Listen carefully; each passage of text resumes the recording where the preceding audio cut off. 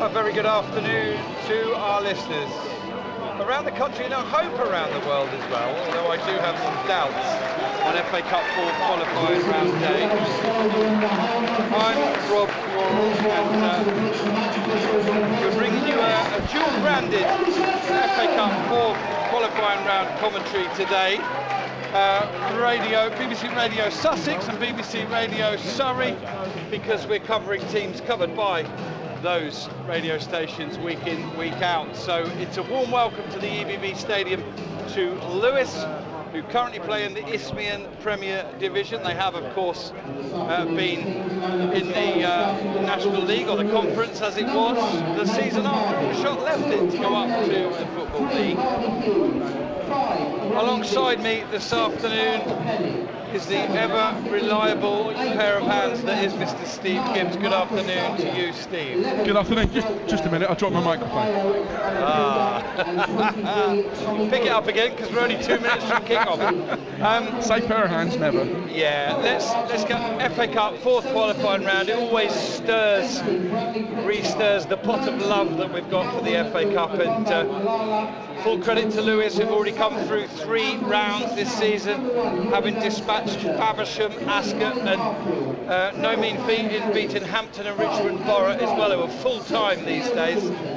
So it's the old chestnut, but definitely not to be taken lightly by the shot. Absolutely not, no. I think Aldershot Town are in a better place for a serious cup run than they have been for many years, but Lewes will be dangerous, as you say. They've already beaten Hampton and Richmond and done so very comfortably and very impressively.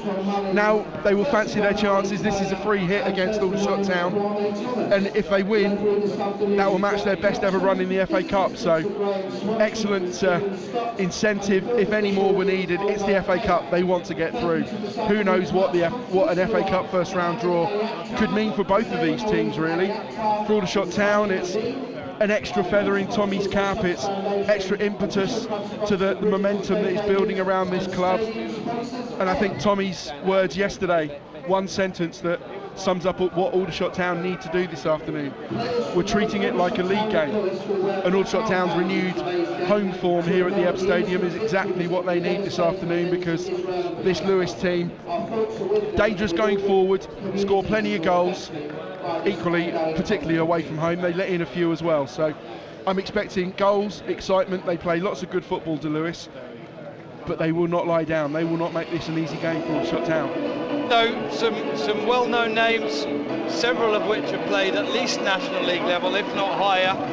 Certainly in the likes of the evergreen Chris Whelpdale, who starts probably wide. We'll keep an eye on that. The Lewes media chaps said they do nearly always play a 4-3-3, but he'd heard rumblings about a change of shape today, and certainly the way they're lining up for kick-off suggests that there might well be a 3 at the back.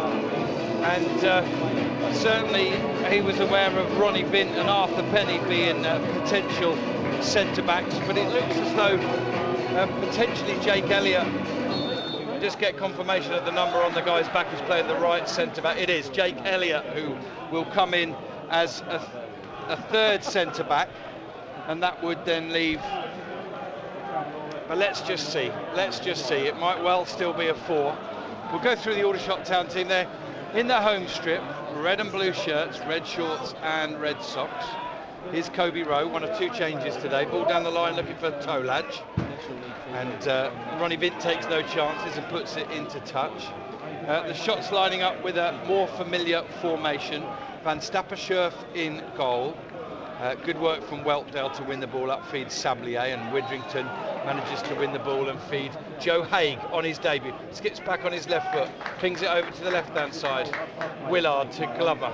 We'll do that team again when we can. Here's Harfield on the left. Can he make room for one of his lovely crosses? He does. Cuts behind. Steve, rather than come to you, I'll run through the Shots lineup as follows. Van Stappershoef in goal, Harfield, Harries and Rowe the centre-backs. Glover and Aaron Jones, the skipper, the wing-backs.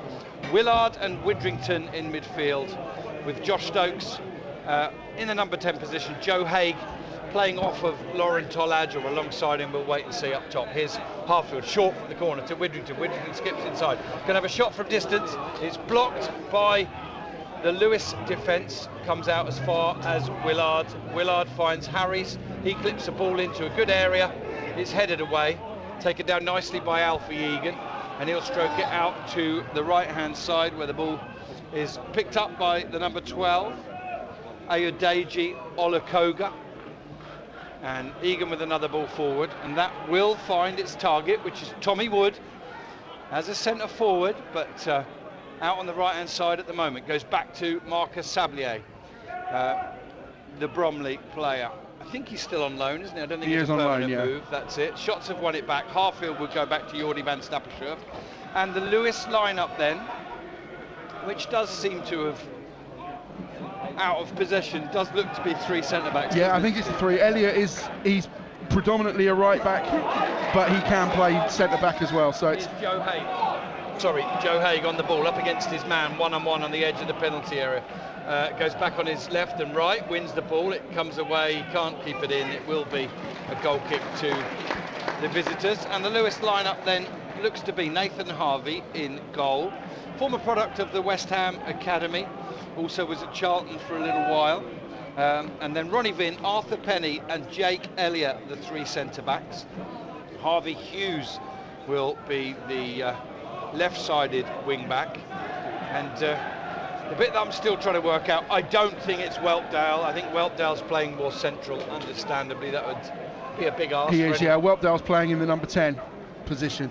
Yeah, so Ayodeji Olukoga is the one, I think, who's doing that up and down the right-hand flank role. Yeah, so Olukoga can play as a full-back or a winger, so he's better suited to that wide wing-back role. And Egan, Sablier and Weltdale are the three centre midfielders playing behind Wood, but here's Harfield breaking forward to the edge of the penalty area, goes back to Glover. Glover tries a cross, that's headed away comfortably, and it's held up by Weltdale, who manages to turn it into the path of Olukoga. Ball's put into touch on halfway off of a Lewes player, and the shots begin with a throw that goes all the way back to Jordi van Stappershoef. Decent turnout of Lewes supporters today, none behind the goal at the East Bank end, but a good 70 or 80 on the open slab, with another 20 or 30 in the stands. It's definitely over 100 Lewes supporters, maybe 120. Here's Weltdale picking the ball up on the edge of the area. He's driving towards the goal. He has a shot, it breaks free to Sablier on the edge of the penalty area, and he'll stroke it out to the right hand side to Olukoga. Weltdale involved again. They look very calm, very confident, very composed on the ball at the moment, Lewes, and just playing the ball around, keeping it nicely. It's back to the right of those three centre backs now. Jake Elliott breaks forward, he's lost possession. Glover will go back to Van Stappershoef. Heavy touch, well, not a perfect touch, a few oohs and ahs in the crowd from Van Stappershoef, but he feeds Rowe. Rowe feeds Stokes, who's fouled by Alfie Egan, for whom he was really highly sought after by Mark White, but it didn't work out long term for him at Meadowbank. Now finds himself at Lewes. Here's Kobe Rowe pinging the ball into a space on the right hand side for Haig. Takes it nicely on his chest. Wearing the number 20 shirt for the shots. Comes back, just looks so confident on the ball, as you'd expect from the Chelsea youngster, former Chelsea youngster. Rowe pings it out to the left hand side. It's misread by Ryan Glover, which is unfortunate because it did deceive Olukoga, didn't it? And it's a shame. Glover could have been in if he'd caught it. I think he just lost sight of it in the air. Possibly, yeah. It's been a promising start from Aldershot Town. Really good, strong, solid, not allowing Lewes any opportunities to build up a head of steam in the opening 5 minutes. But yeah, I think if Ryan had stayed where he was, he could have trapped the ball, maybe similar to he did against up at Solihull for the winning goal. But yeah, I think maybe he lost it in the brightness of the sky or something, because that did seem like an excellent pass from Kobe Rowe. Here's Rowe, and that's a harder one for Joe Haig to get on. It's been protected, and he'll have to do something with it, Arthur Penny. In fact, Haig's won it, then lost it again. Egan sends the ball down the line, and Weltdale just plays it into Tommy Wood. 24-year-old. 15 goals in 45 games at Tunbridge Angels, so certainly knows where the goal is. He was formerly a youth at Wickham and Reading. Here's Harry's pouncing on a loose ball, coming away with it. Is he pulled down? No foul given. Our referee this afternoon, quite a tall chap, Jack Bloxham. Talking of Jacks, no Jack Barham today. An injury in training we hear, nothing too serious, but not available for today. There's a really good read from the big number 5, Ronnie Vint, and then his pass forward does make its way out to the right hand side when it didn't look as if it would, and they're into the edge of the penalty area now. Good dribble, still in, shoot, squares it across, and it's cleared away by Theo Widrington. But Aldershot have got to be a little bit careful not to be complacent and caught out at the back. Yeah, that was really good play from Lewes. Excellent defending from as you call him, the big number 5, Ronnie Vint, and then a cross shot that had Van Stappershoef beaten and Theo Widrington. Fortunately, he'd done his defensive diligence and was able to clear it off the line. Here comes the visitors, who've made a good start in the opening 8 minutes here and had the only real chance of the game there so far. Dangerous ball fizzed across the Shots penalty area, and Theo Widrington well placed to clear his lines. We'll keep an eye on the other FA Cup fourth qualifying matches involving National League teams. Here's Tolaj picking the ball up on the edge of the Lewes final third. He breaks forward now, finds Glover. Glover up against his man, who's had the final touch there. I think it was Glover, and the referee calmly points through his own uncertainty, I think there. Just watching the body language of the players for that one, and nobody appealing for a corner for Shots, and he promptly pointed for the goal kick. Yeah, I think rightly so. I think that was good defending there from Jake Elliott, the right-sided centre-back in this unfamiliar Lewes formation, but I think he just tracked Glover stride for stride, and in the end Ryan just ran out of pitch. Aveley, who are doing very well in the National League South this year, have gone a goal down already to National League front runners Barnet. When I say front runners, I mean in the top 2 or 3. They're not top. Chesterfield are. Here's Glover picking the ball up on halfway, treading on it, turning, getting away with that, showing a dummy, and then eventually playing it back to Harfield. Harfield quick with his footwork as always, plays it up towards Josh Stokes. That can't find its target, and now Whelpdale picks it up on halfway as the sun breaks out here at the EBB, where it's only a sort of 13 degrees today, which sounds cold, but it's pretty mild. Mild, not wild. There's no real cold snap in the air. Here is Sablier on the ball for Lewes. Good turn from Whelpdale, but well read by Harfield. Shots win it back through a combination of him and Glover and Willard, once again playing in midfield. Here's Joe Haig coming off his man into a pocket of space, and he's just caught late there on halfway and had his legs taken away by the midfielder for, in fact it was Harvey Hughes, the left wing back. Here's Kobe Rowe up towards halfway, clips the ball into Tolaj, who takes it nicely on his knees and plays it across to Harfield. Harfield out wide to Glover. Haig's in the box, Tolaj is in the box, Glover comes in, ball breaks to Harfield. Harfield to Theo Widrington, who'll square it over to the right hand side to Jones. Jones is up against Hughes, and Hughes gets a foot on it, can only poke it to Kobe Rowe. Now a ball down into a bit of space on the right hand side. Can Jones get his cross in? It's cut out behind for a corner, a second corner of the afternoon to the Shots, and that will be taken by Aaron Jones, or is it a throw? No, it's he's leaving it Aaron Jones for Ollie Harfield, who swing it in, a left-footed in swinger. Ball's barely been out of play. We've hardly heard from Steve Gibbs yet, but he can keep his powder dry until we've got something concrete to talk about. It's a corner, the second of the game for the Shots in the 11th minute. Shots 0, Rooks 0. In it comes from Harfield towards the far post, headed away by Whelpdale, I think it might have been. Only as far as Aaron Jones. He squares it right to Glover. Glover tries a cross in. Header is down from Joe Haig, and then comes to the feet of Theo Widrington on the edge, just inside the penalty area, and he hits his shot, gets it horribly wrong, off balance, over the goal, over the porter cabin, over the trees, and bouncing around somewhere near the club offices at the front, Steve, and probably as I come to you now, the least we say about that Theo Widdrington effort, the better. Yeah, thanks for throwing me under the bus there, Rob. 0-0.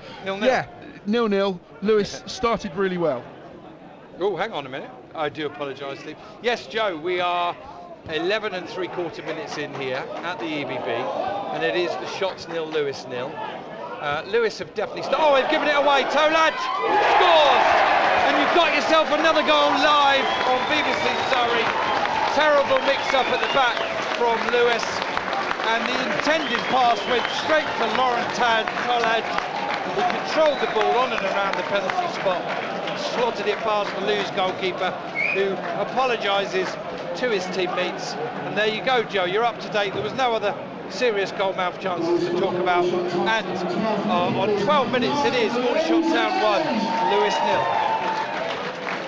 And Steve, apologies, having come to No, I'd said perfectly enough. That was fine. Yeah. But yes, now we do have something concrete to talk about, and yeah, a horrible mix-up from in the Lewes defence. Harvey to Penny. I'm not quite sure what Arthur Penny was trying to do. It was a horrible telegraph pass to Laurent Tolaj, who couldn't quite believe his luck. Took a touch, turned, fired it under Harvey. It was a training ground finish, but crucially, the Shots have the relatively early lead. Well, when you look at goals like that, I would think if you're Lewes, and you've got to really be the very best version of yourselves today to have any chance of getting something. You can't afford to gift the opposition like that a goal. Yeah, you'd be really, really disappointed. Flipping it round and looking at it from an Aldershot Town perspective, that's the sort of goal Aldershot they never get. Here's Tolaj with a good touch, but I think it should be, it's passed back by Lewes, and again they were almost giving it away in their own penalty area, but they persist on trying to play it out from the back, and they've got it back under control now, and it's played forward. Again, nervy after a pretty calm and assured first 10 or 11 minutes from the visitors. Now, from Aldershot Town's point of view, they've been gifted a goal of the nature that they'd very rarely ever get in the National League, and well done Tolaj, because when presented with the opportunity, he didn't fluff his lines. And after that start to the season, when he scored 2 on the opening day, he had to be patient. I think 9 or 10 games until the next one, but he's starting to slot them home now, 3 in the last 4. Here's Jones getting in on the right-hand side, squares it, touched in, Tolaj again, 14 minutes gone, Jones with a cross, Tolaj touches it in. It's double disaster for Lewes and double delight for the Shots. Aldershot Town 2, Lewes 0. And that was all through Kobe Rowe's vision there. Slotted a superb pass inside the fullback or inside the wing back.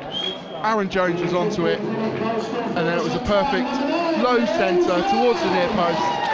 And there was that man, Laurent Tolaj again. A simple tap-in, you might say, but you've got to get there. You've got to be in that position. You've got to find the space. You've got to have the anticipation. And he had all of that. And after a relatively sticky few minutes where Lewes threatened to possibly take the lead themselves, Aldershot Town have now got themselves some breathing room. Not in the first round proper of the FA Cup yet by any stretch, but you'd say now this game is theirs to lose. Yeah, Lewes have made the first round proper 3 times in their history, the most recent of which was 2007-2008, when they also won the Conference South and went up to the conference, albeit only for the one season. And they're looking today to try and get there for a 4th time, but my goodness me, if they were up against it to start with, then the task has got incredibly that much more difficult. It's a shame for our regular overseas listeners that they're not picking up the broadcast today, but they will be heartened, I'm sure, by the news that just 16 minutes in, it's Aldershot Town 2, Lewes 0. Laurent Tolaj with both goals. There's a poor pass there from Joe Haig, who's been lively in the opening 15 minutes. I don't think any direct goal contributions, but he'll certainly be delighted that on his debut his side are 2-0 up. He does, though, put his hands on to Arthur Penny, who is only too determined, I'm sure, to make amends for that mix-up with the keeper Nathan Harvey as soon as he possibly can. And Lauren Tollage, I think, got 2 goals in 2 minutes. 2 in 2 and a half. How do you see it, Steve? Yeah, I think about that. I'm not sure exactly what the seconds on the clock were, but yeah, 2 in quick succession. Here's Tollage battling away over on the far side with Olakoga. Lewes clear, long, comes off of the Aldershot player, Glover, and it's a throw to the visitors. A little bit of uncertainty there between the assistant referee and the referee. Benefit of the doubt given to Lewes. Coming together in the middle of the park, no foul given, the ball's broken to Olakoga. His pass doesn't come off, but it breaks again to a Lewes player. And they'll try and recompose themselves. And I did say, looking at the lineup today, the shots have gone as strong as they reasonably can. They've got 2 enforced changes, Steve. Rowe comes in for Minoga, and Haig comes in to get the nod rather than Kwame Thomas over Jack Barham. That's an interesting one. I think Widrington seeing the opportunity to give us a good battle in midfield. Lewes win it. But without getting too ahead of ourselves, if the shots can keep the control they've now asserted on this game, it is the sort of day where you look at some youthful players on the bench and you wonder if there could be some pitch time for the likes of Keane Anderson. Yeah, I think maybe into the second half if it stays like this, or if they do extend their lead. Here's Vint, I beg your pardon, a ball in from Lewes. It's Murta, sorry. It's come clear, back to Lewes inside the area. Whelpdale's trying to make room for a shot on his right foot. Glover's competing with him, clips it back. It's chested down by Harfield and disappears behind the goal for a corner. The shots have got some defending to do. And I can tell you now, I'm absolutely certain from listening to him all season, that what Tommy Widrington wants from this point on, whether Aldershot get any more goals or not, he wants a clean sheet. Yeah. And he wants it regardless of the opposition and regardless of the definitely, the circumstance. Yeah, a clean sheet and the shots are through.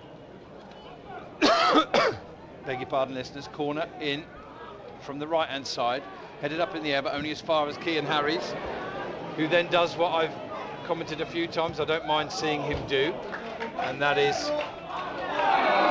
well, the ball's come off of the Lewes player there clearly, but the assistant referee wasn't sure, so he gave it to the defensive side. A little bit of dissent from the North Stand, but if he didn't see it clearly, he didn't see it. Here's Sablier playing the ball out of defence. Shots have won it. Harries it was that poked the ball to Stokes. He goes back to Willard. Willard feeds Ryan Glover. Brilliant bit of skill at Solihull Moors to set up the goal for Tollage. Now he sends it in to the feet of Haig, back to goal. Gets the ball under control, weaves one way, then the other. In now to Kobe Rowe. Rolls it to Haig. Haig with the ball into the box looking for Stokes. Stokes squares it. Tollage arrives, can't poke it in. Stokes puts it back in the box, but it's won by Sablier. He's lost it. Shots have won it with Harfield unfairly. He drifts his shot wide. And somebody, I think it's Tollage, is still down. Very nearly, Steve, completed a hat-trick in some 7 minutes. But on that occasion, his defender did really well against him. Yeah, really well, but a good play there from Joe Haig. He's his own player, but you're almost immediately tempted to make comparisons with Josh Stokes, that he's slight stature, but really good on the ball, not afraid to use his strength to put his body to on the line and to use it to his advantage to muscle his way in against supposedly bigger and stronger players. And clearly coming out of the Chelsea Academy, he's going to be technically adept, but you'd think, is that the sort of skill set that you need to make it in the National League? But I think he will undoubtedly be an asset to Aldershot Town. 20 and a half minutes gone here at the EBB in the 4th qualifying round of the FA Cup, and there's a rather horrible coming together between Whelpdale and I think Harfield. It is Harfield, yeah. And you could see it from here. They both genuinely went to head the ball, but nobody held back. And I think they've ended up heading each other. And we'll have to keep an eye on this one. The shots really don't want to lose someone of the strength of Harfield. He's definitely conscious. I can see him lifting his hand to his head. That's a good sign in terms of the collision we've just seen. And Whelpdale is on his knees as well. So it doesn't look like either player have been concussed. No, but I think you could see Ollie was waiting for the ball, whereas if he'd attacked it, he'd have won it cleanly and in advance of Whelpdale. I think that momentary hesitation has not proved fatal, but it's been Ollie's undoing. It's Harry's, not Harfield. Apologies. It was in sort of left central back position. Yeah, and they've both got black hair. It did look. I genuinely thought it was Ollie Harfield as well, but whoever it is, that momentary hesitation has been their undoing there, and Keane unfortunately is back to his feet. Yeah, he's up to his feet, and I think it's one of those situations there which could have been an awful lot worse, but thankfully both players are okay. While we got the brief stoppage, while the trainers, physios, whatever you want to call them, come off, I had a conversation a few weeks ago with somebody in the Aldershot camp, and they're going to remain nameless, not because of confidentiality, but because I can't remember who it was with. And what they said to me was, Tommy has got a bit of history, not just playing with a number 10 in Stokes and 2 forwards, but with 2 number 10s and a centre forward. And I think that's something that he's going to naturally get today. He may have named a lineup with a similar formation, but Joe Haig's a clever player. He's going to drop off into pockets. He's going to bring similar qualities to Josh Stokes, and the thought of how those two may combine with their combined skill and talent is quite exciting this season. It is, absolutely, yeah. 2 exciting, young, talented players, clearly set for a really impressive career individually. But yeah, I think where Aldershot Town are going to... Tolaj is battling for the ball, but it looks like he's just lost out, and now Lewes are able to bring it away down this left-hand side. But yeah, it looks like they're both set for excellent careers, and that creativity, those 2 number 10s, those 2 real creative players, absolutely mouth-watering if we're going to see them in the red and blue.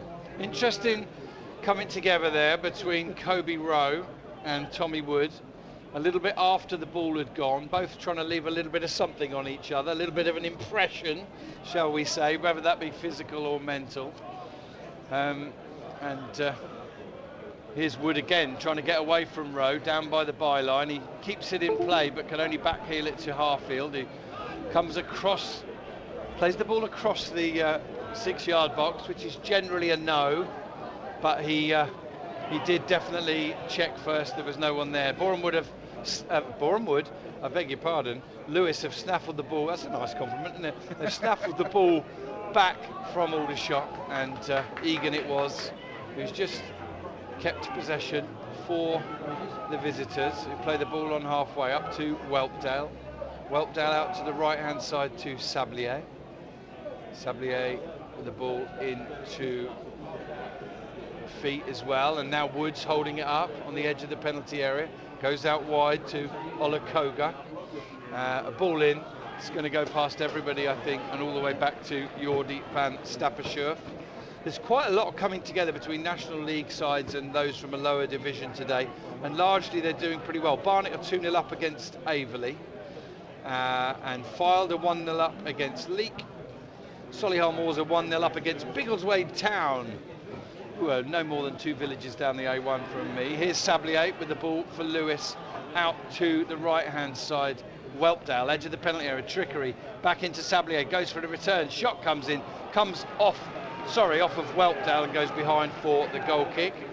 Bromley are 2-0 up against Wealdstone. That's of course an all National League clash. We're going to update our radio listeners shortly. Of course, they came to us live for the first Shots goal. They may not know yet of the Shots second goal, which came just 2 minutes later from a similar source. Since then, fairly even, as both sides just trying to get a foot in the game. Aldershot say, right, we've got 2 goals, we haven't conceded, we're in control of this one, we can vary our tempo now. And for Lewes, well, just nice and steady and assured, as indeed they'd begun the game. There's a good recovery tackle, control by Haig, feeds Stokes to Glover inside to Stokes. Can he get a shot away? He makes room for himself well, can't get the shot away. He will send it out to Jones with the ball in, should be caught, but it's only punched away by Nathan Harvey, and Harfield does well to head the ball into the pass of Keane Harries. It's not, they doubled that lead just 2 minutes later, and it was the same goal scorer, the Swiss striker Laurent Tolaj. On this occasion, Kobe Rowe back in the side, threading the ball down the right hand side to Aaron Jones, the skipper. He got his cross in, and Tolaj arrived to poke home not too dissimilar really from the first goal. 2 goals for Tolaj here at the EBB as he began the season, with a few more in between as well. They're starting to rack up, and the Shots are 2 goals ahead of their Isthmian Premier opposition, Lewes, who I've got to say, other than that 2 or 3 minute spell where they conceded twice, have equipped themselves really well this afternoon. Shots in possession on halfway. Harfield into Glover, who was doing pretty well in the middle of midfield with Tyler Frost. Frost then got injured. Widrington came back in. Widrington's now been joined by Willard. And they're doing all right, the 2 W's in the centre of midfield. Particularly it was a good pass from Rowe again, finds Theo Widrington. He finds Jones. Aldershot just knocking it around nicely, trying to find the extra man. A good ball in, looking for Stoke.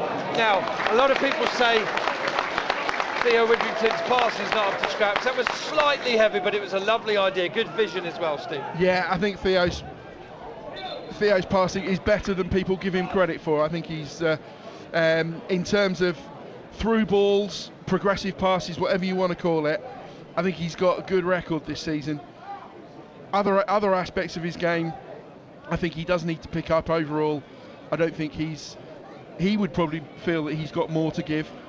You'd think that his father thinks that he's also got more to give, but yeah, I think Theo on his game is worthy of his place in the team, and you can see why that he does have that aggression, that tackling ability, but also he can pick a pass. He's not just a tackler.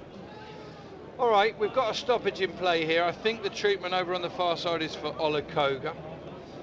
Steve concurs, so we can just catch up with 1 or 2 other things. Bobby Blair is listening today. I think she'd normally be here, but she says she's gutted, she's missing the game in her sick bed at the minute. All the best to you, Bobby. And what else is going on in the FA Cup? Let's have a little roundup of the scores currently, as we're still waiting for the treatment to be finished. Yeah, it looks like it's terminal as well at Olakoga, but Lewes are preparing a substitute just in front of us, so it looks like Olakoga's race is run. Speaking to the Lewes media manager beforehand, he said that they had a bit of a lack of wingers available today. Kalala's injured as well. I'm not even going to try his first name, but yeah, it's not easy.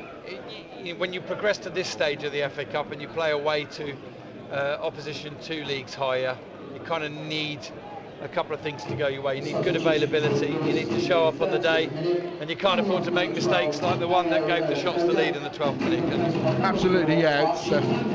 It's Archie Tamblin who's come on, so we'll see what that means for them. He can play right back and right midfield, Tamblin, so you'd expect that will just be a straight swap at the right wing back position. It does look like he's hugging the touchline over on the far side already, but yeah, I think those fast wingers, something that Lewes will rue missing this afternoon. Wood is a good target man, a good fulcrum. The attempted through ball runs all the way through to Jordi van Stappershuf, and those 2 wingers buzz around Wood and he lays it off, and they're running in the channels. And I don't think as good a players as Whelpdale and Sablier are, they've not got that winger's instinct, really, that real attacking instinct. So yeah, they're more kind of midfielders pushed forward, and I think that's something that Lewes are going to miss this afternoon, unfortunately. Archie Tamplin is the son of Glenn Tamplin, a well-known name in football. Here's Joe Haig battling away against the Lewes defender, and the throw I thought might have been Aldershot's, but it's been given to Lewes. Earlier on today, in a game that was live on the BBC Red Button, Dagenham and Redbridge looked to have escaped the banana skin that was away game at Bracknell Town, only for Bracknell Town to get a winner, 90 plus 4, 1-0, and Dagenham are gone out of the FA Cup and the first team from the National League level to exit it this season. The Shots at the moment are on track for the first round proper. 2-0 up here, 2 goals in 2 minutes from Laurent Tolaj. There's great midfield ball winning skills from Theo Widrington, and Aldershot don't get their passing forward quite right after that, but they do maintain possession as a rather forlorn looking Olakoga departs the pitch. And I can breathe a sigh of relief again because I have to keep looking at the way his name's written every time before I say it. Yeah, Ayodeji Olakoga, his afternoon is done. We thought he might be the holding midfielder today, but he wasn't that. Whelpdale, Egan and Murtagh, the three centre midfielders.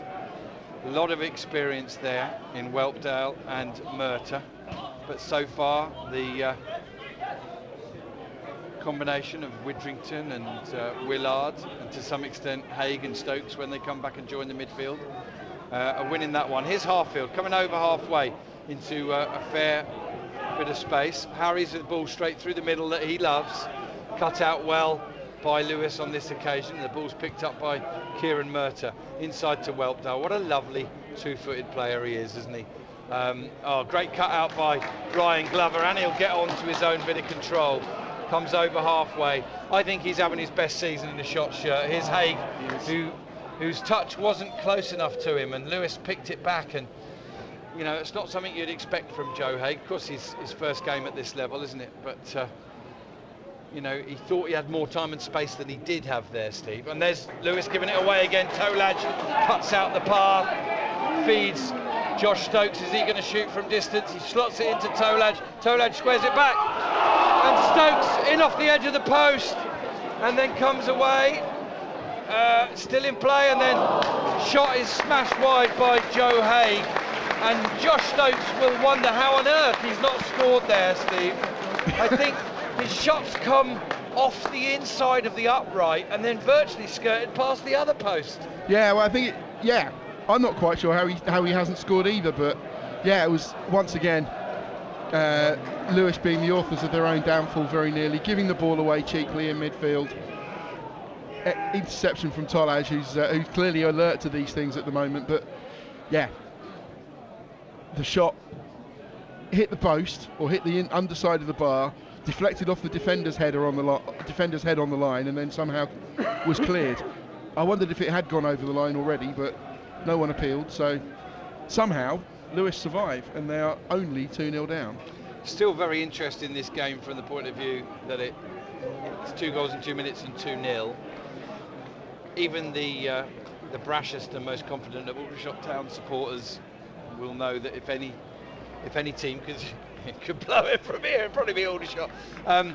But equally, the foundation's there in place. If Aldershot can go on and get the third goal in the next 10 minutes or the first 10-15 minutes of the second half, they've given themselves a platform for a big victory here at the EBB, the like of which, of course, they haven't had since the opening day of the season, the 5-2 win against Oxford City. But the most important thing, of course, is progression. The ball up to Josh Stokes, holds it up, sees there's no way forward, so goes back to Kobe Rowe, who in pre-season his passing out from the back didn't impress me. It looks to have sharpened up since then. Here he finds Harries, combines with Theo Widrington, and they go back to Van Stapperscherf, and now Harfield picks it up in that left centre-back position. Glover on the left wing.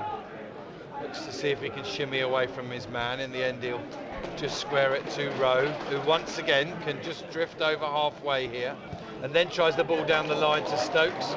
Stokes should be able to keep that in and choose his next option here. 1-on-1, down by the byline. He's going to come back to Kobe Rowe.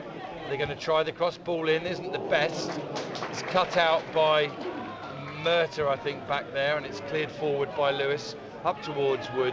Harries just eases into the back of him so the ball can go over them both to Harfield, who exchanges passes with Van Stapperscherf before feeding Harries, who's on a very rich run of goals and assists, particularly for a centre-back. I think our count's up to 4 assists and 2 goals, both for the penalty spot. Tommy Widrington likes what he's just seen there. Good use of the ball in possession. And now he's hopping mad again because they've lost it. And I knew if I looked at him long enough, I'd see the calm persona that was clapping turn into one flapping his arms. Yeah, it does change in an instant. It was Ryan Glover who was the recipient of his eye at that time, and I think rightly so. Ryan tried to pass around the corner, but it was always a little bit too ambitious. Glover does well to make amends and wins a 50-50 in the air, but he can only head it into touch. We're in the 37th minute here at the EBB, FA Cup 4th qualifying round, and it's Aldershot Town 2, Lewes 0, largely due to two close-range Laurent Tollage finishes in the space of 2 minutes, 12 and 14. And Lewes asking questions again now. Whelpdale with a return pass, taken in his stride by Wood. He's out to the left side of the penalty area. Cian Harries takes no chances and pokes it behind for what I think is Lewis's first corner of the afternoon. Second corner, thank you, Steve. I know you keep a tally, I don't, but it was just from memory. Weston-super-Mare 0, Maidenhead 1. And a very good afternoon to producer Mel, who was here at one of the recent home games with me. Enjoyed her afternoon from BBC Radio Surrey. She's in the car this afternoon and might just be listening in for a mention. Right, corner to Lewes. They're 2-0 down, but they're very much still competing in this one. To the far post, headed away by Cian Harries, and then volleyed away by Cian Harries. I don't think it's something they keep stats on, but here's Tollage again, winning the ball, and it will be a yellow card for Hughes, I think, Harvey Hughes. It's a shame Tollage had to go down, because if he could have stayed on his feet, he'd have been in again one-on-one, albeit from the right channel, Steve. Yeah, I think his first touch had to be a little bit heavy because he was stretching to reach the ball ahead of Hughes, but yeah, definitely yellow card. We're off underway again. Here's Jones making his way to the edge of the area. Ball comes in. Shots player goes down inside the area. It was Joe Haig. He feels he was pushed. Nothing given by the referee, who, in fairness, can't have eyes everywhere. Aldershot keep possession, go backwards through Harfield and Harries, now to Kobe Rowe. Aaron Jones showing short for the ball. Rowe plays it inside to Tollage, who lovely ball into Haig. Haig is quickly surrounded by two Lewes defenders, and if Joe Haig thought he'd got half a moment to think and compose himself there, he didn't. And great defending from both Lewes defenders, Steve. Yeah, it was a really good disguised pass from Kobe Rowe. His body language suggested he was going down the right channel, but then he just played it inside. Nice roll of his body from Tollage, flicked through ball. But yeah, Penny, who was it? Elliott and Penny very quickly converged. Haig was the sandwich, but a clean tackle, and he couldn't get a shot away. That's Steve Gibbs, I'm Rob Worrell, and hello to my good friend Mike Winfield, who, my bad, I didn't send him the commentary link today. It took him 39 minutes to find it, but he's found it now. Good news, Mike, the shots are 2-0 up. The goal's coming in the 12th and the 14th minute from Laurent Tollage, the Swiss striker. The first one was a gift. Terrible passing in their own defence from Lewes, who began the game quite well. Tollage literally had the ball on the penalty spot, turned and slotted it in. Here's Rowe with the ball down, looking for Josh Stokes again. Will he go for the early cross? He does.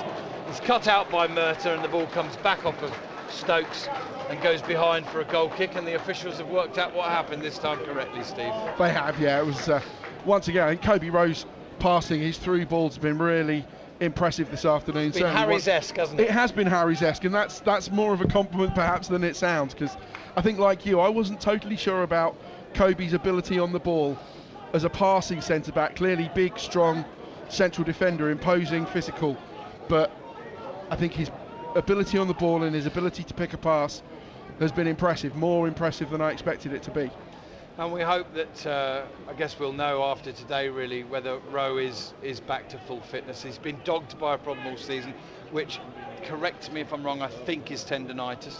He's had limited game time. He's been on the bench a few times when he was unlikely to get called off it unless in an emergency.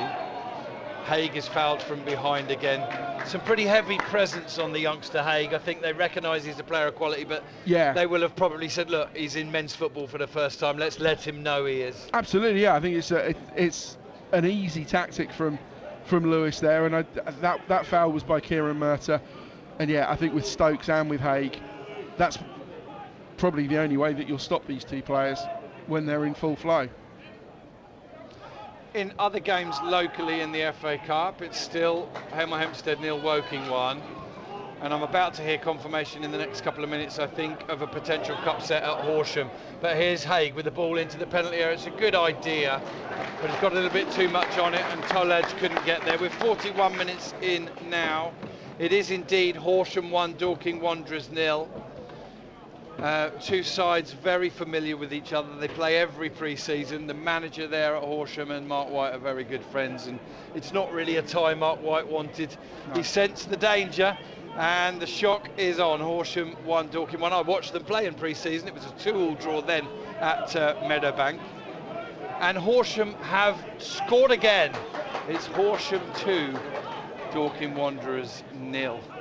A very good afternoon to Tony Matthews, who is listening in from his home in the very beautiful Cambridgeshire. Have to say that. Horsham 2, Dorking 0. Solihull Moors 1, Biggleswade Town 1, and Weston-super-Mare 0, Maidenhead 2.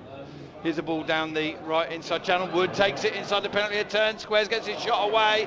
It's pretty well saved by Van Stappershoef, and he gathers it at the second attempt, and you would have expected him to save it, but nevertheless he did so, and that is the first shot on target for Lewes, coming in the 43rd minute. No change, but Tommy Wood, the Lewes striker, has just turned nicely inside the penalty area and got a shot away, which Van Stappershoef dealt with. Stay with us, we'll see if we can get you another goal live. Shots on the counter-attack with Lauren Tolaj. Drifts into the area, shot comes in the end from Haig, not Tolaj, and it's blocked. So you won't get one live on this occasion unless I waffle, and they come again, and they do come again. Here's Willard holding the ball up. Give us a couple more seconds, Joe, see if we can find you one. Harfield with the cross in from the right hand side. Tolaj can't get it under control, and the visitors will clear. So shock on the cards possibly at Horsham, not here so at the EBB at the moment, Joe. 43 minutes gone. Aldershot Town 2, Lewes 0.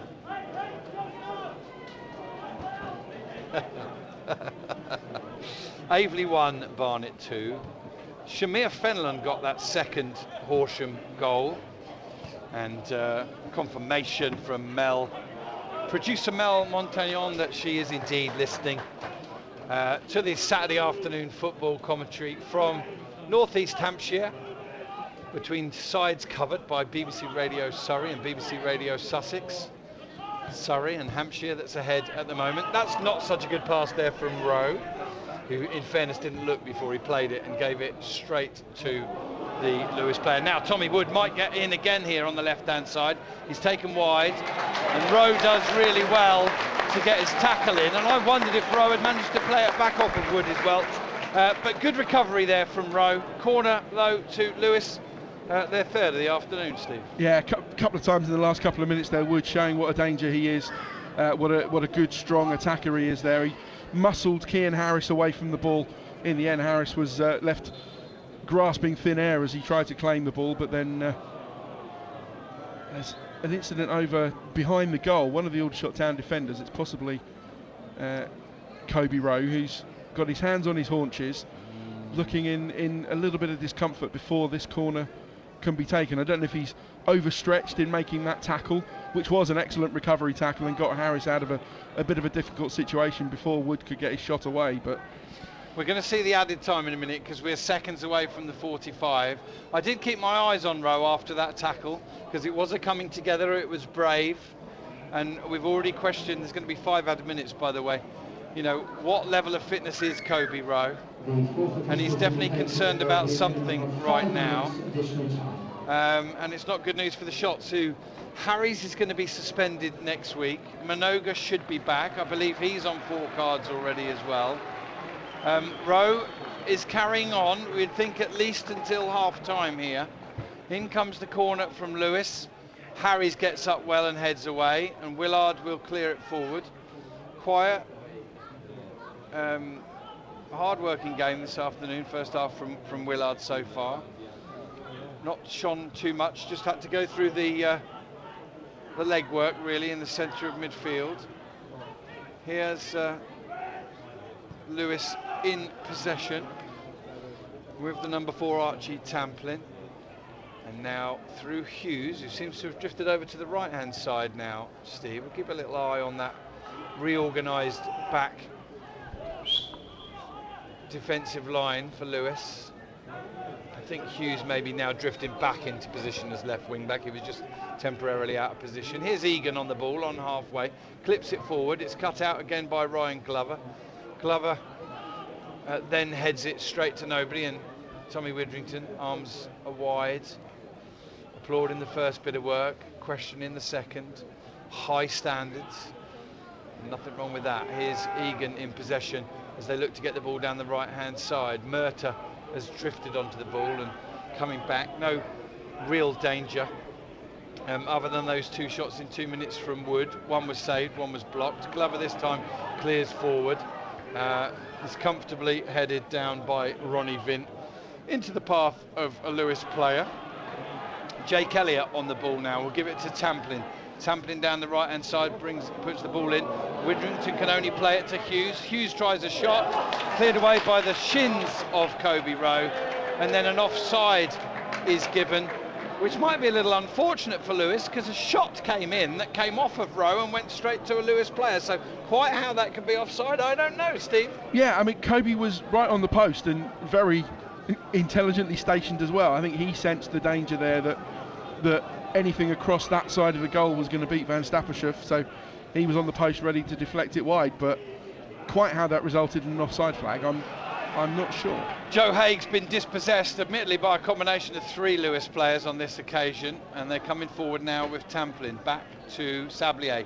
He tries a cross into an area protected by Aaron Jones, and the ball's shepherded out from behind in just a slightly, I'd say, uncomfortable few minutes really for the shots, Steve, as we approach half time, and from delusions of grandeur and wanting to get this one buried before half time, I think right now the shots would probably just take all of 11 men still fit and 2-0 up at half time. Absolutely, yeah, I think that's the thing. I think Lewes are good enough. They've got enough attacking threat, even if they are slightly depleted, slightly not at their dynamic best going forward this afternoon, missing a few wide attackers, but yeah, they've got enough goal threat.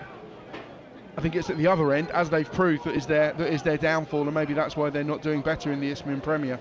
It's their defensive failings that they're undoing so far. Stokes into Haig. Haig clipping a ball into the box. Can Jones get there? He can't. It just had a bit too much on it. He sort of dived at it to try and hook across back, but it landed just beyond the line. And it'd be interesting to see what Tommy Widrington makes. It would be interesting to hear what you make of Joe Haig's first half in a Shots shirt. You can certainly see the promise, but too much of it hasn't come off, whether it's been stuff in possession, whether it's been the weight of his passes, and it may be a little bit of excitement and adrenaline that's causing that. Let me ask you now, as Aldershot go back to the keeper. Yeah, I think promising is the best word, absolutely. I think there's been lots to enjoy, lots to anticipate in the future, but for a cup tie, as he's chasing the ball now, and he goes for the ball with Arthur Penny. Penny goes down, Haig goes down, and I think Haig has conceded the free kick. But I think promising is the best word. That you can see a good footballer, intelligent, energy, picks up good positions. Whatever he's been doing in training, it's completely different playing in a competitive FA Cup situation. So he's gonna have to learn the whys and wherefores of his teammates and where to play and how to play. Yeah, let me guess. There is the half-time whistle. We'll have a little chat about Haig again in a second. The Shots 2-0 up at half-time then after 5 added.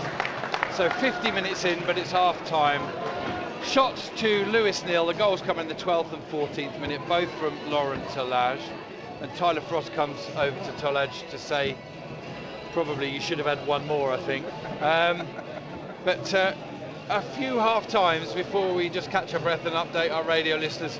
One's of interest, really. I'm not going to run through them all. Biggleswade Town have indeed pulled level at Solihull Moors and taken that score into half-time. FC Halifax Town Marine 0 is a bit of a shock there. Marine, of course, who made the first round proper and possibly beyond in the last couple of seasons. Torquay United 0, Maidstone 1. The result, let me tell you, they're on the edge of, if not already in, a toxic time at Torquay at the minute. If Torquay lose for a second consecutive week to Maidstone today, that's not going to go down well for the Gary Out brigade. Bromley 3, Wealdstone 0. Here's another potential shock for former shot Scotty Davies. Ebbsfleet United 0, Slough Town 1. Two sides played each other last season. Fylde 1, Leek 0.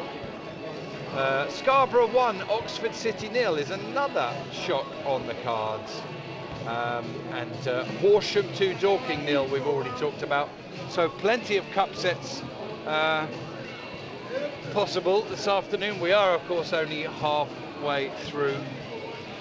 Just doing a traffic report, and then they'll probably go to Woking and Dorking, Steve. So just finishing off with you then. Let's look at the comparative introductions of the youngsters, Stokes and Haigh. In pre-season, one of the things that I liked, and I think Tommy Widrington really liked about Josh Stokes, is his protection of the ball. He wasn't breathtaking in pre-season, but he used the ball very intelligently, and he gradually went through the gears and started to show, and all the good stuff he's done has been in the final third. Haigh, for me today, possibly trying too hard to impress too quickly. And I think Tommy would probably, knowing how he likes to see his sides protect the ball, that's what he'll probably say to Haigh.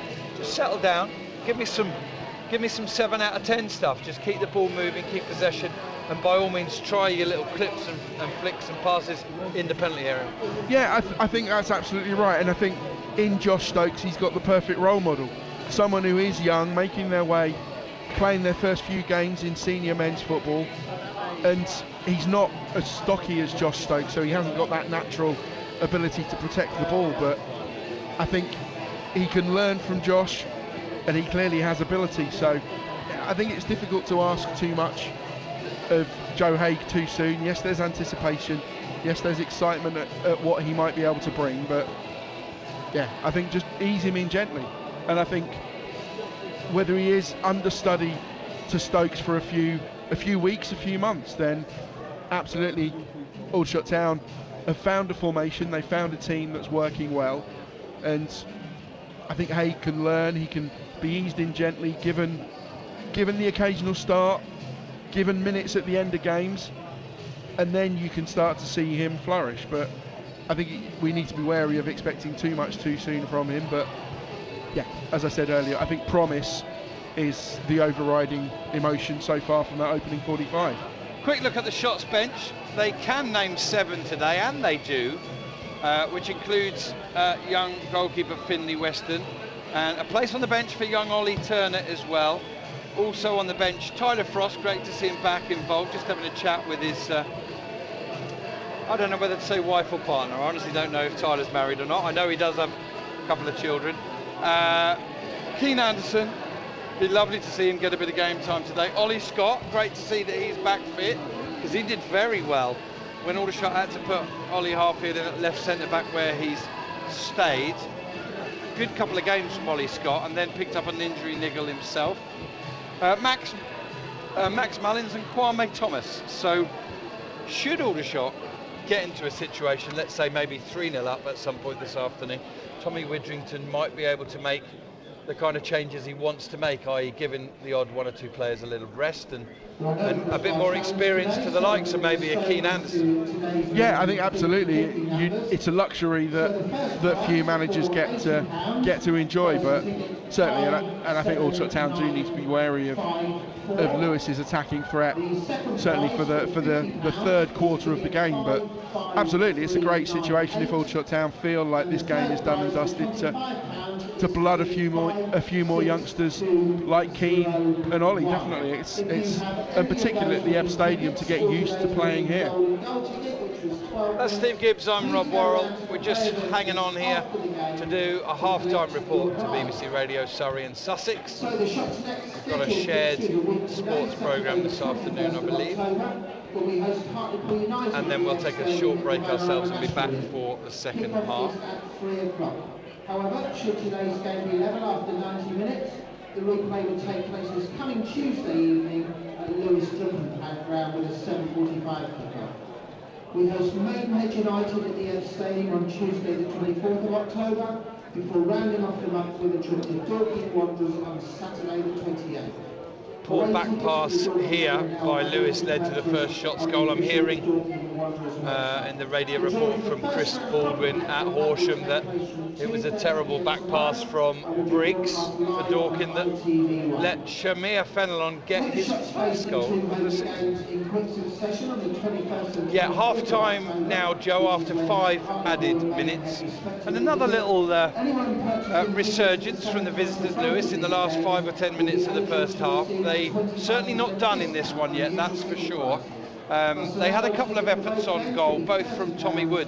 One was a turn and a shot saved by Van Staffenshire, but the other one was a good block from Kobe Rowe. Prior to that, of course, the Shots came alive on 12 and 14 minutes with Swiss striker Lauren Tollage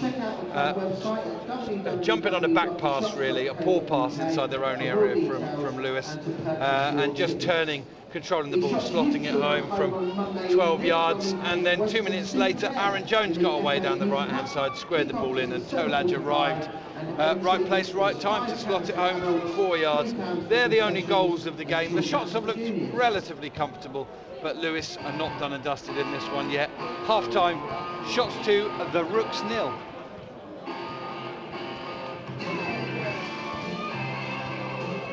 All right, listeners, we're going to take a break now until the second half. Speak to you again in, I guess, what will be 5 or 6 minutes' time.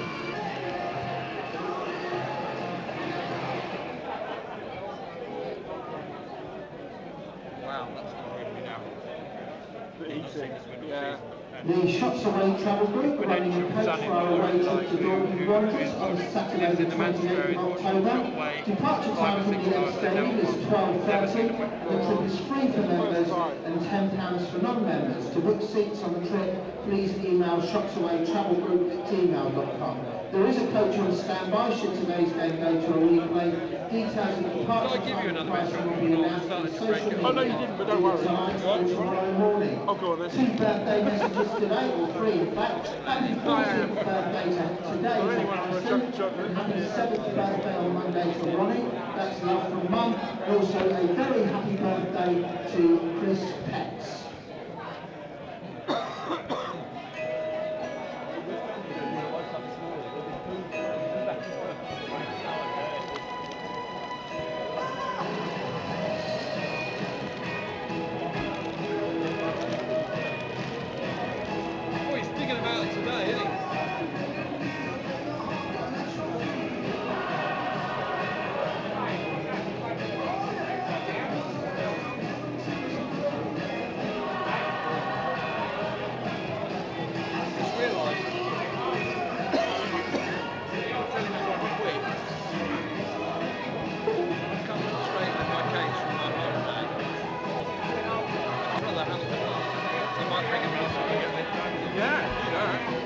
His issue will be me not getting away quick enough.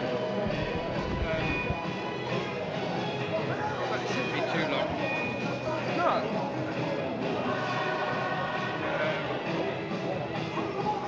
What's your plan tonight? You off out? Watching the rugby. You heading straight back to Guildford? No, I'm going to the 8th. I don't live in Guildford anymore. You moved in with Christina? Where's she live? No, she lives in Gately. I'm now temporarily living in Bracknell. That was in the end of May. Right. End of April. End of May, I don't know.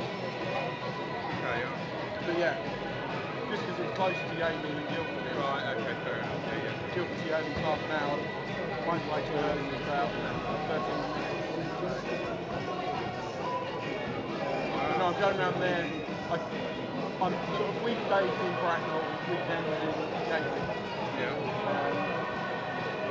But yeah, I'm going out trying to avoid the Wales Argentina rugby school to watch that live, and then we go to Ireland South tonight. Yeah, I'm looking forward. I must admit, I've not really watched much of the Rugby World Cup, and I'm looking forward to this. Yeah, this weekend will be top. When do we play? Tomorrow afternoon, about 4 o'clock. And then France, New Zealand, I think. No. I can't remember. It's one of the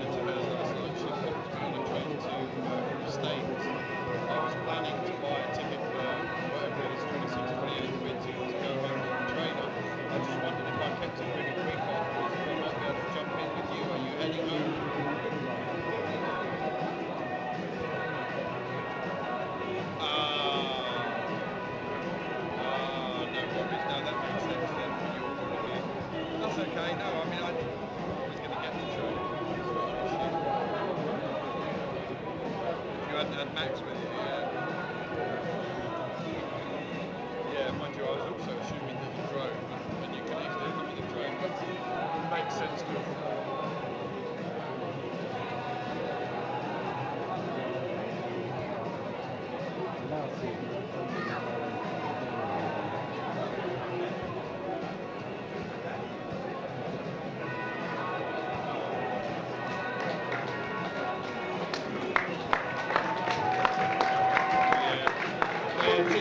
All right, cheers, Patrick. Safe journey home. Yeah, no, he's in his partner's two-seater, so no can do. No worries. Just trying to think where Yankee was. I'd imagine it's my best bet to get straight from Aldershot, isn't it? But I don't know where Yankee is. Near Camberley. Yeah, it's not going to be much different. I'll just get the 604. That's fine. No problem.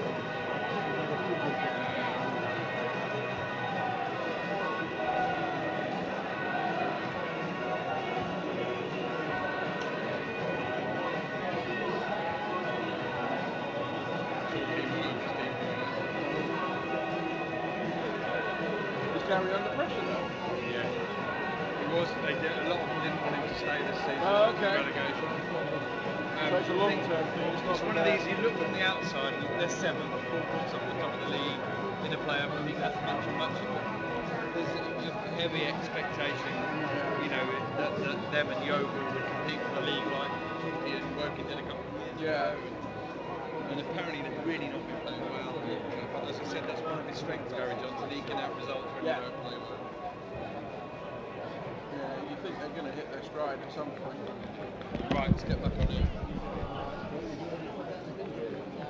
Right, welcome back to the EBB Stadium, where it's Shots to Rooks 0. Aldershot Town 9th in the National League, Lewes 9th in the Isthmian League Premier. The Shots in their home kit of red and blue striped shirts, red shorts and red socks. And Lewes in white shirts, black shorts and black socks, which may be why I called them Bournemouth once in the first half. Apologies for that, Lewes fans. About 120 Rooks fans here at the EBB on the open slab and in the final section of the South Stand. That number should be confirmed in the next 15-20 minutes, but that's my guess, somewhere between 100 and 120. For the Shots faithful who've turned up, well, they've seen a pretty solid first half performance from their side. Seen a debut from Joe Haig with kind of mixed success so far. But what they have seen is their Swiss striker, Laurent Tallage, who's threatened goals all season. He's had the 4th most shots when we last looked in the National League. At this rate, he'll be clocking up similar stats in the FA Cup, Steve Gibbs, won't he? He will, yeah, and I think, yes, they've been relatively easy finishes, but he still needed to take them. That first one in particular, he could have panicked, he could have snatched at it, could have blasted it over the bar, but no, he's dynamic, he's physical, I think there's a few people around the Ebb Stadium calling him the non-league Erling Haaland, but he has also got that composure, that finishing ability as well. So, yeah, and at the moment, he's sending the Shots through to the first round of the FA Cup for the first time in about 5 years. Ebbsfleet have equalised against Scotty Davis's Slough side. It's 1-1 there. Here it's 2-0 to the Shots. I'm Rob Worrell. Alongside me is Steve Gibbs. It's Aldershot 2, Lewes 0. Aaron Jones retrieves a pass meant for Kobe Rowe even. Kobe Rowe gives it to Tallage, who's managed to lose possession. Lewes coming forward now. Whelpdale lifts it up in the air. Sablier brings it down, wearing the number 10 shirt, and when he can, trying to play in a little bit of a number 10 position, but most of the time in the centre of midfield. Here he finds Murtagh. Murtagh's under good attention from Josh Stokes, who very nearly wins the ball, and then he battles away again, and Aldershot still can't quite wrestle back possession. Alfie Egan forward. Sablier, ball into Wood. He's in the left-hand side of the penalty area. Can he get a shot away? Yes, he can. And he's finished with aplomb.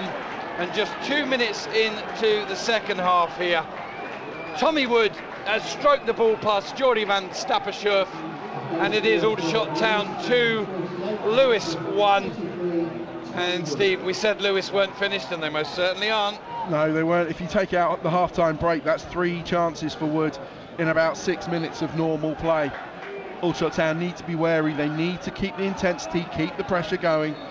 keep their own standards high, because otherwise Lewes can punish Aldershot Town. We said a few times in the first half, they've got plenty of attacking threat. It's defensively where their problems lie, but particularly Tommy Wood. He's an excellent striker, and he took that chance really well. Really good through ball, but Wood had too much space, opened his body, put the ball across Jordi van Stappershoef. It was clear to everybody watching what he was going to do, but stopping it, that was another matter entirely. Lovely finish. Here's Glover on the left-hand side for shots. Can they restore that 2-goal lead? Here's Willard. He might try a shot from distance. He does. And it's snatched, and it's high, and it's wide. And it actually bounces back off the Gluco RX sign at the top of the East Bank. So he didn't quite enter Chucky Eruben territory, but it wasn't his best effort. It wasn't, no, but Aldershot Town needs to keep on the front foot, keep the intensity, keep that attacking ambition, and realise that this game, at half-time they knew the game wasn't over, but now certainly Lewes are back in it. It's a perfect time to score. They'll have felt a little bit down at half-time, particularly given the nature of the goals. Thank you very much indeed, Joe. We've had a lively start here from the visitors. I promised you they weren't out of it, and now they've just demonstrated it, because 2 minutes into the second half, Sablier slotted the ball into the left channel for Tommy Wood, and he finished with aplomb. He just drew the keeper, slotted it past Jordi van Stappershoef, and well, everybody here at the EBB, and even you and I and Steve alongside me, Joe, know Aldershot are not particularly adept at doing things easily, and so if they're going to go on and progress this afternoon, it may be after some discomfort. 49 minutes gone now, and well done to Lewes. They're back in this one. Aldershot Town 2, Lewes 1.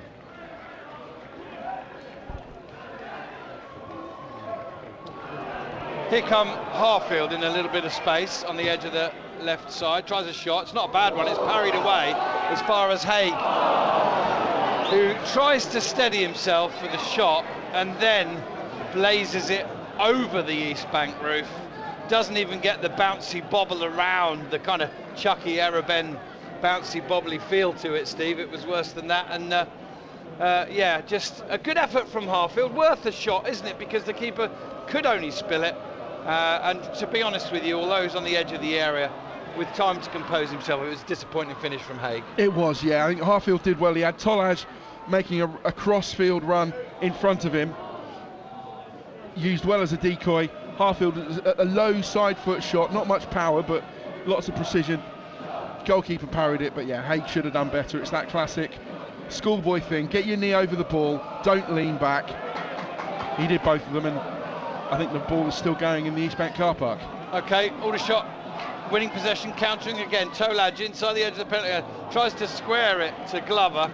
It's cut out comfortably by Kieran Murtagh, and then a lovely exchange between Sablier and Whelpdale, and out to the left-hand side where Wood picks it up, but he is offside, and Aldershot's supporters can breathe a sigh of relief. 51 minutes gone now. Shots 2, Rooks 1, and this game is still alive. Elsewhere in the FA Cup, Scarborough Athletic 2, Oxford City 0. Leek Town have equalised against Fylde. It's Bromley 3, Wealdstone 1. And that's about it in terms of second half updates. 2-1 here to the shots. Ball down the line for Tolaj. He's wrestling against his man, who eventually smashes it into touch. It is the right-sided centre-back Arthur Penny. Throw into the shots. Glover's got it, but he's going to leave it now for Harfield. And Aldershot, well, they've just made lives a little bit difficult for themselves. Widrington probably won't mind so much if the shots can go and get a third and restore their 2-goal lead. Throw in eventually taken to Haig. Haig gets it back. Stokes, edge of the area, sets up Theo Widrington back onto his left foot, thinks about a shot, and then slices it through, looking for Harfield. Harfield keeps it in on the byline, and Tamplin comes away with it only as far as Theo Widrington. Into the feet of Haig. Haig turns, gets the ball out of his foot, tries a shot, and a Lewes defender sticks a leg out and just clears it, only to Willard, who exchanges passes with Aaron Jones, and the Lewes supporters on the open slab having a right good time enjoying themselves there. Here's Glover with the ball in. It's over everybody. I think Tolaj wondered for a moment if it was for him, thought it can't be, I'll let it go. And it just harmlessly drifted behind at the East Bank. And yeah, from getting themselves into a comfortable position, there's no doubt at all that things now feel somewhat uncomfortable for the Shots. 53 minutes gone, here's Steve Gibbs. Yeah, and it's unnecessarily so. Aldershot Town, I think I don't know if they thought the game was won, but now they very much know they're back in a game and they need to fight and scrap and get another goal to, as you say, to restore that 2-goal advantage and maybe pop Lewis's bubble, because they were, at the moment, both their fans and their players, set to come back. Good work from Willard to win the ball. Widrington lifts the ball over, looking for Tolaj, takes it down on his chest, down by the byline, hooks it back across. It has gone out of play. It will be a goal kick or an offside, whichever you like, a free kick inside their area for Lewes, managed by Tony Russell, 45-year-old, former Cray Wanderers manager. 5 years he was at Cray. Of course, their current manager is a gentleman who sat exactly where you are, holding that same mic, Mr. Neil Smith. Mr. Neil Smith, smudger.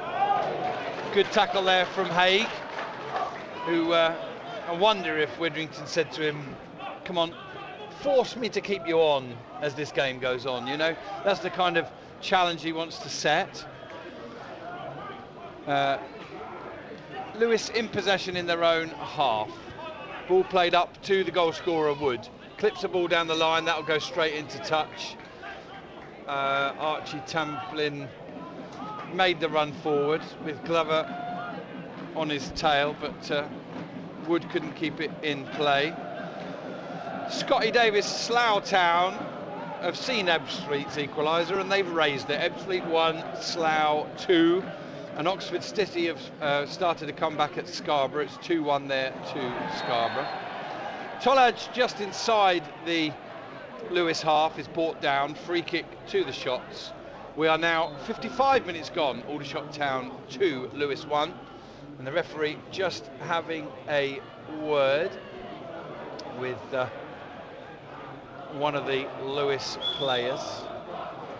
And Shots take the free kick short to Stokes, Stokes to Rowe, Rowe to Harries, and Harries to Ollie Harfield.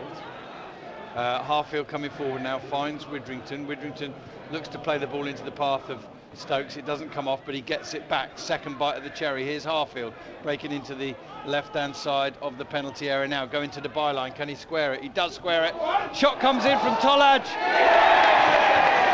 It comes in from Tolaj. It's cleared off the line, but only to the Aldershot Town skipper, Aaron Jones, who, despite being 4 yards out, knew he had time to control the ball and slot it home, and the Shots do restore their 2-goal lead.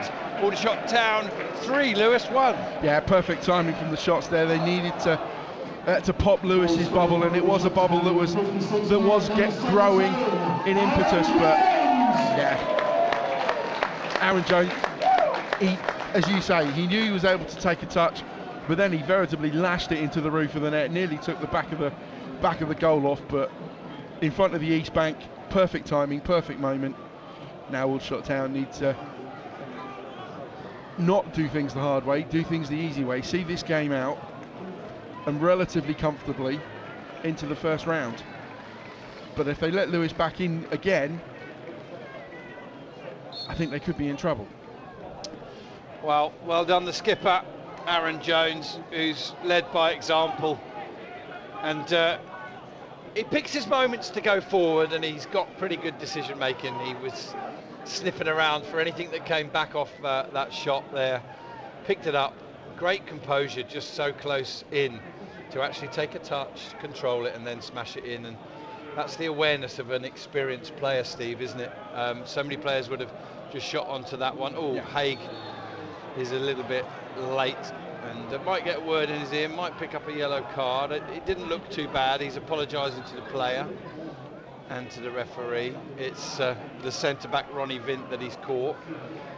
From this angle, it looked like the pass might find Haig, but he didn't move towards it. Vint did.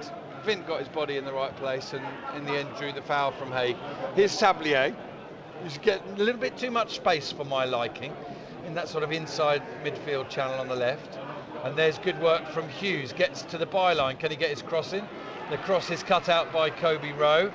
We didn't talk again about Rowe, but Rowe obviously is still out there in the second half. There was a slight injury concern as we moved towards added time in the first half, but he's still out there for now. Max Mullins, of course, is available on the bench. He'd be the obvious replacement if Rowe or one of the centre-backs has to come off. It's a corner, though, to Lewes. Down but not out, something we've been saying since the 12th minute. 3-1 shots, corner from Lewes to the edge of the area. It'll be chased by Vint, picked up by Weltdale, who turns into trouble. Trouble in the form of Theo Widrington. He goes back to Ryan Glover. What a ball from Glover, over everybody into the inside right channel. Tolaj will have to chase it, but he'll keep it in, and he'll be one-on-one against Murtagh, and he's gone past him already, and Murtagh's pulled him back. It will be a foul, it will be a free kick, and it will be a yellow card for Kieran Murtagh. What a ball from Ryan Glover, Steve. It was absolutely superb to see. The vision, I think, is half of it, isn't it? Yes, absolutely, yeah. To see the pass is one thing, but then to actually have the ability to play it from the middle of one half to the final third of another, that was an excellent pass right into Tolaj's stride, and in the end Murtagh had to do what he had to do, and yeah, it was a coming together. I think a yellow card all day. Well, Lewes are going to call for the experienced hand of Bradley Pritchard. He's coming on, and is it Hughes or Egan that's come on? I think it was Egan who went off. Yeah, Alfie Egan, for whom things didn't work out at Dorking. They're not worked out here at the EBB Stadium this afternoon. He's off. Bradley Pritchard is on, and Pritchard is another player that came to Lewes from Cray Wanderers. He has played for Charlton back in the day. Here's a free kick for Tolaj from distance. Smashes up in the air off of a Lewes player, and then it's cleared away, and Lewes will have a throw in as well. Some noise, some vocal noise, from the East Bank there. Were they appealing about the way in which the Lewes player came into contact with the ball, perhaps? I'm not quite sure. I'm not sure. Is it Pritchard or is it Lubombo Kalala who's come on? I'm not quite sure. I think the tannoy Craig to our right has announced it as Lubombo Kalala, who is Lewis's top scorer with 6 goals. No, it's number 18. So unless they've got it wrong on the team sheet. Okay, yeah. Yeah, it is number 18, yeah. Bradley Pritchard. Anyway, yeah, the shots are in possession on the left touchline with Josh Stokes. He's drifting towards the penalty area. He's into the penalty area, comes back on his right foot, and then he takes the wrong option, which is rare for the youngster, to be fair. And now, again, Lewes have found quickly Sablier. He plays it, poor pass, to be fair. It's cut out by Glover. Glover down the line, looking for Haig. Haig's in a foot race with Jake Elliott. Elliott goes back to his keeper, Nathan Harvey. Harvey takes no chances, up towards halfway, where it's chested down by another evergreen player, Chris Weltdale. Nice back heel from him, but good read from Kean Harris. However, his pass forward is cut out by Vint, and Vint gives it back to Pritchard. Pritchard that's come on. It is just getting the nod from the Lewes media chat. Thank you very much indeed. Harfield battles away with Wood. Meanwhile, the ball drifts harmlessly into the Aldershot penalty area, where Jordi van Stappershoef can pick it up. It is another 3 goals for the shots at the EBB this afternoon. They're keeping up a really healthy goal scoring rate, and playing it around at the back between Rowe and Harries, and the substitute Pritchard fouls Rowe. Been on the receiving end of 2 or 3 fouls this afternoon, hasn't he, as Kobe Rowe, as Keane Anderson comes back from a warm-up. And I dare say if the shots had gone 3-0 up rather than going 2-1 and then 3-1, his chances of getting on that pitch this afternoon would have been greatly increased. Tamplin pokes the ball into touch. Bit of a scrappy affair at the minute. I guess whilst it might not be the easiest on the eye, that probably suits Aldershot Town better. 2-goal lead, past the hour mark, and eventually Aldershot will get play underway with a throw from Harfield, just inside his own half. He's going to go down the line, looking for Glover. Tamplin rises above him and heads it into touch, and it's still 0-0 between Hemel Hempstead and Woking. Here's Cian Harries chipping the ball into Tolaj, takes it nicely on his left foot, turns, he's into space, he's got Glover on the left of him. He might just keep dribbling on towards goal. Now he pings a ball in, that's not the best pass. It's almost cut out by Stokes, but Sablier's onto it again, and Harries has read it brilliantly and gets the ball in front of Wood. His pass is taken off him by Tamplin as it was about to find Glover, and you can still see in the body language of the visitors that they're still hungry. They're still playing with the same attitude they've had for the whole game. Yes, it hasn't gone too well for them in front of their own defence, but they're in the edge of the penalty area. Cross has come in, header is wide, and it's offside anyway against Wood, but he did beat Harries to that one in the air, and Tommy Widrington is out of his box and giving somebody a very stern telling off. Glover hears whatever it is he said to him and just holds his hand out, points it down. Piano, piano, just keep things calm, Tommy. I heard you.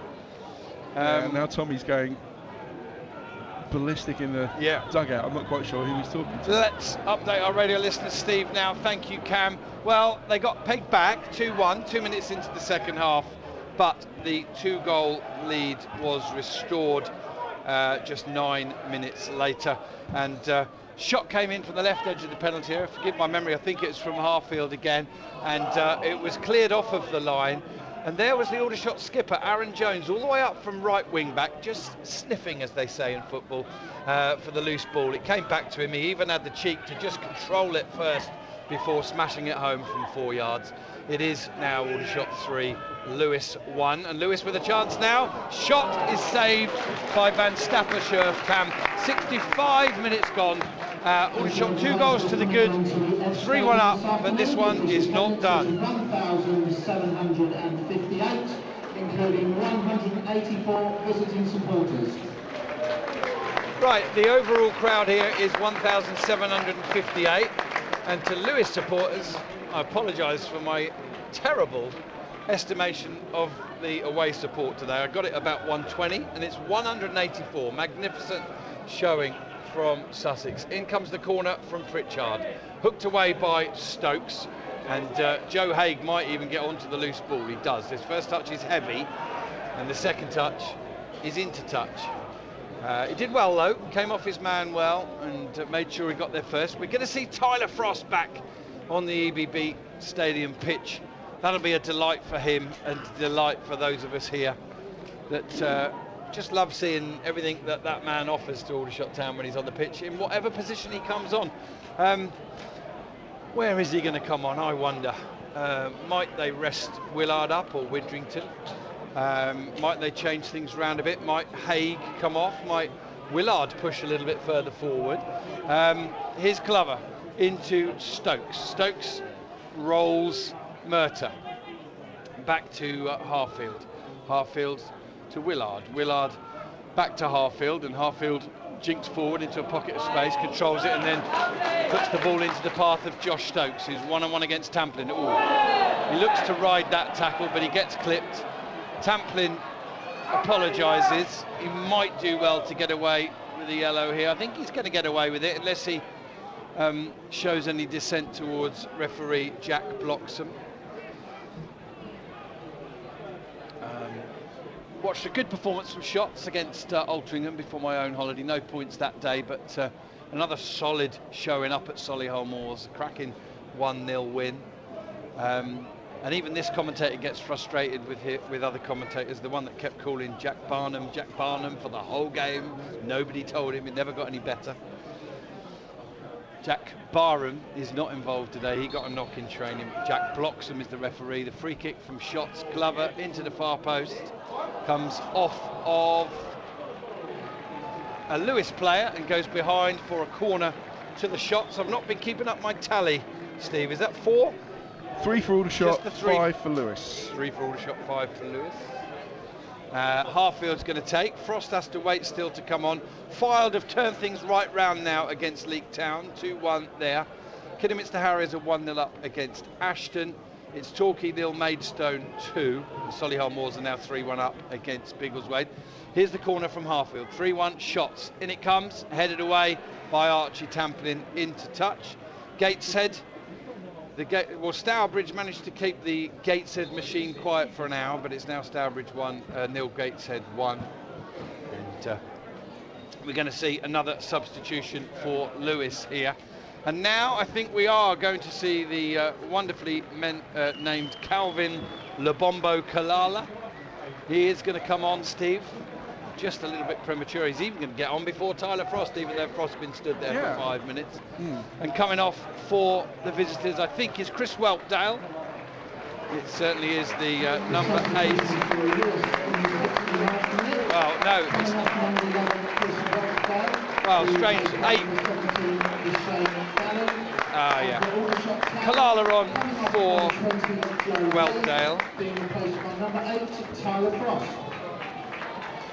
And for the Shots, well, that's the end of Joe Haig's debut for Aldershot Town. 69 minutes he managed, and Tyler Frost is back into the action for the Shots. He, as I correctly estimated, Steve, has come into midfield, and Willard's pushed a little bit further forward where Haig was. Here's Tolaj in possession. He'd love to get himself a hat-trick this afternoon. Smart turn from him, but at the second attempt he's lost the ball. And then Widrington's cut the ball out and he's fed Tolaj. Left hand, right hand side of the penalty. His left foot shot is stinging the hands of Harvey, but it is saved. It was low, it was drilled, it was on target. And a second opportunity of the match to complete his hat-trick doesn't come off for Laurent Tolaj. No, it was a well-struck shot, but I think from that angle it was always going to take something extra special to beat Nathan Harvey, and in the end it was a relatively comfortable save. And here comes Lewes on the counter attempt with Kalala. Tries a poker ball into the area, and Glover reads it well. Willard is fouled from behind by Jake Elliott, and Aldershot have themselves a free kick. And Tommy Willard, Steve, who's worked calmly and intelligently and has looked far more experienced in centre midfield than of course he is, he now will be relishing the final 20 minutes playing a bit further forward and an opportunity to get his goal scoring going. Here's Tyler Frost, plays the ball out to Josh Stokes.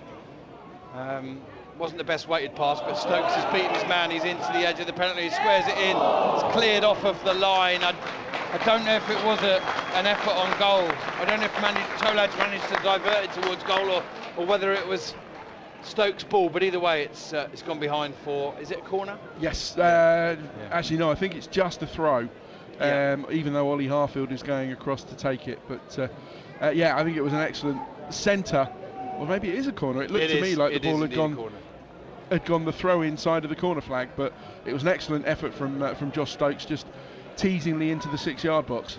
Harfield with the corner at the East Bank end. In it comes, half cleared, followed up, shot from Harries. Is blocked by a combination of players, and then it's cleared away by Lewes. The Shots will restart play with a throw in front of the away dugout, and Mr. Harfield, who run all day, has indeed run from the corner flag over to the left side to take the throw.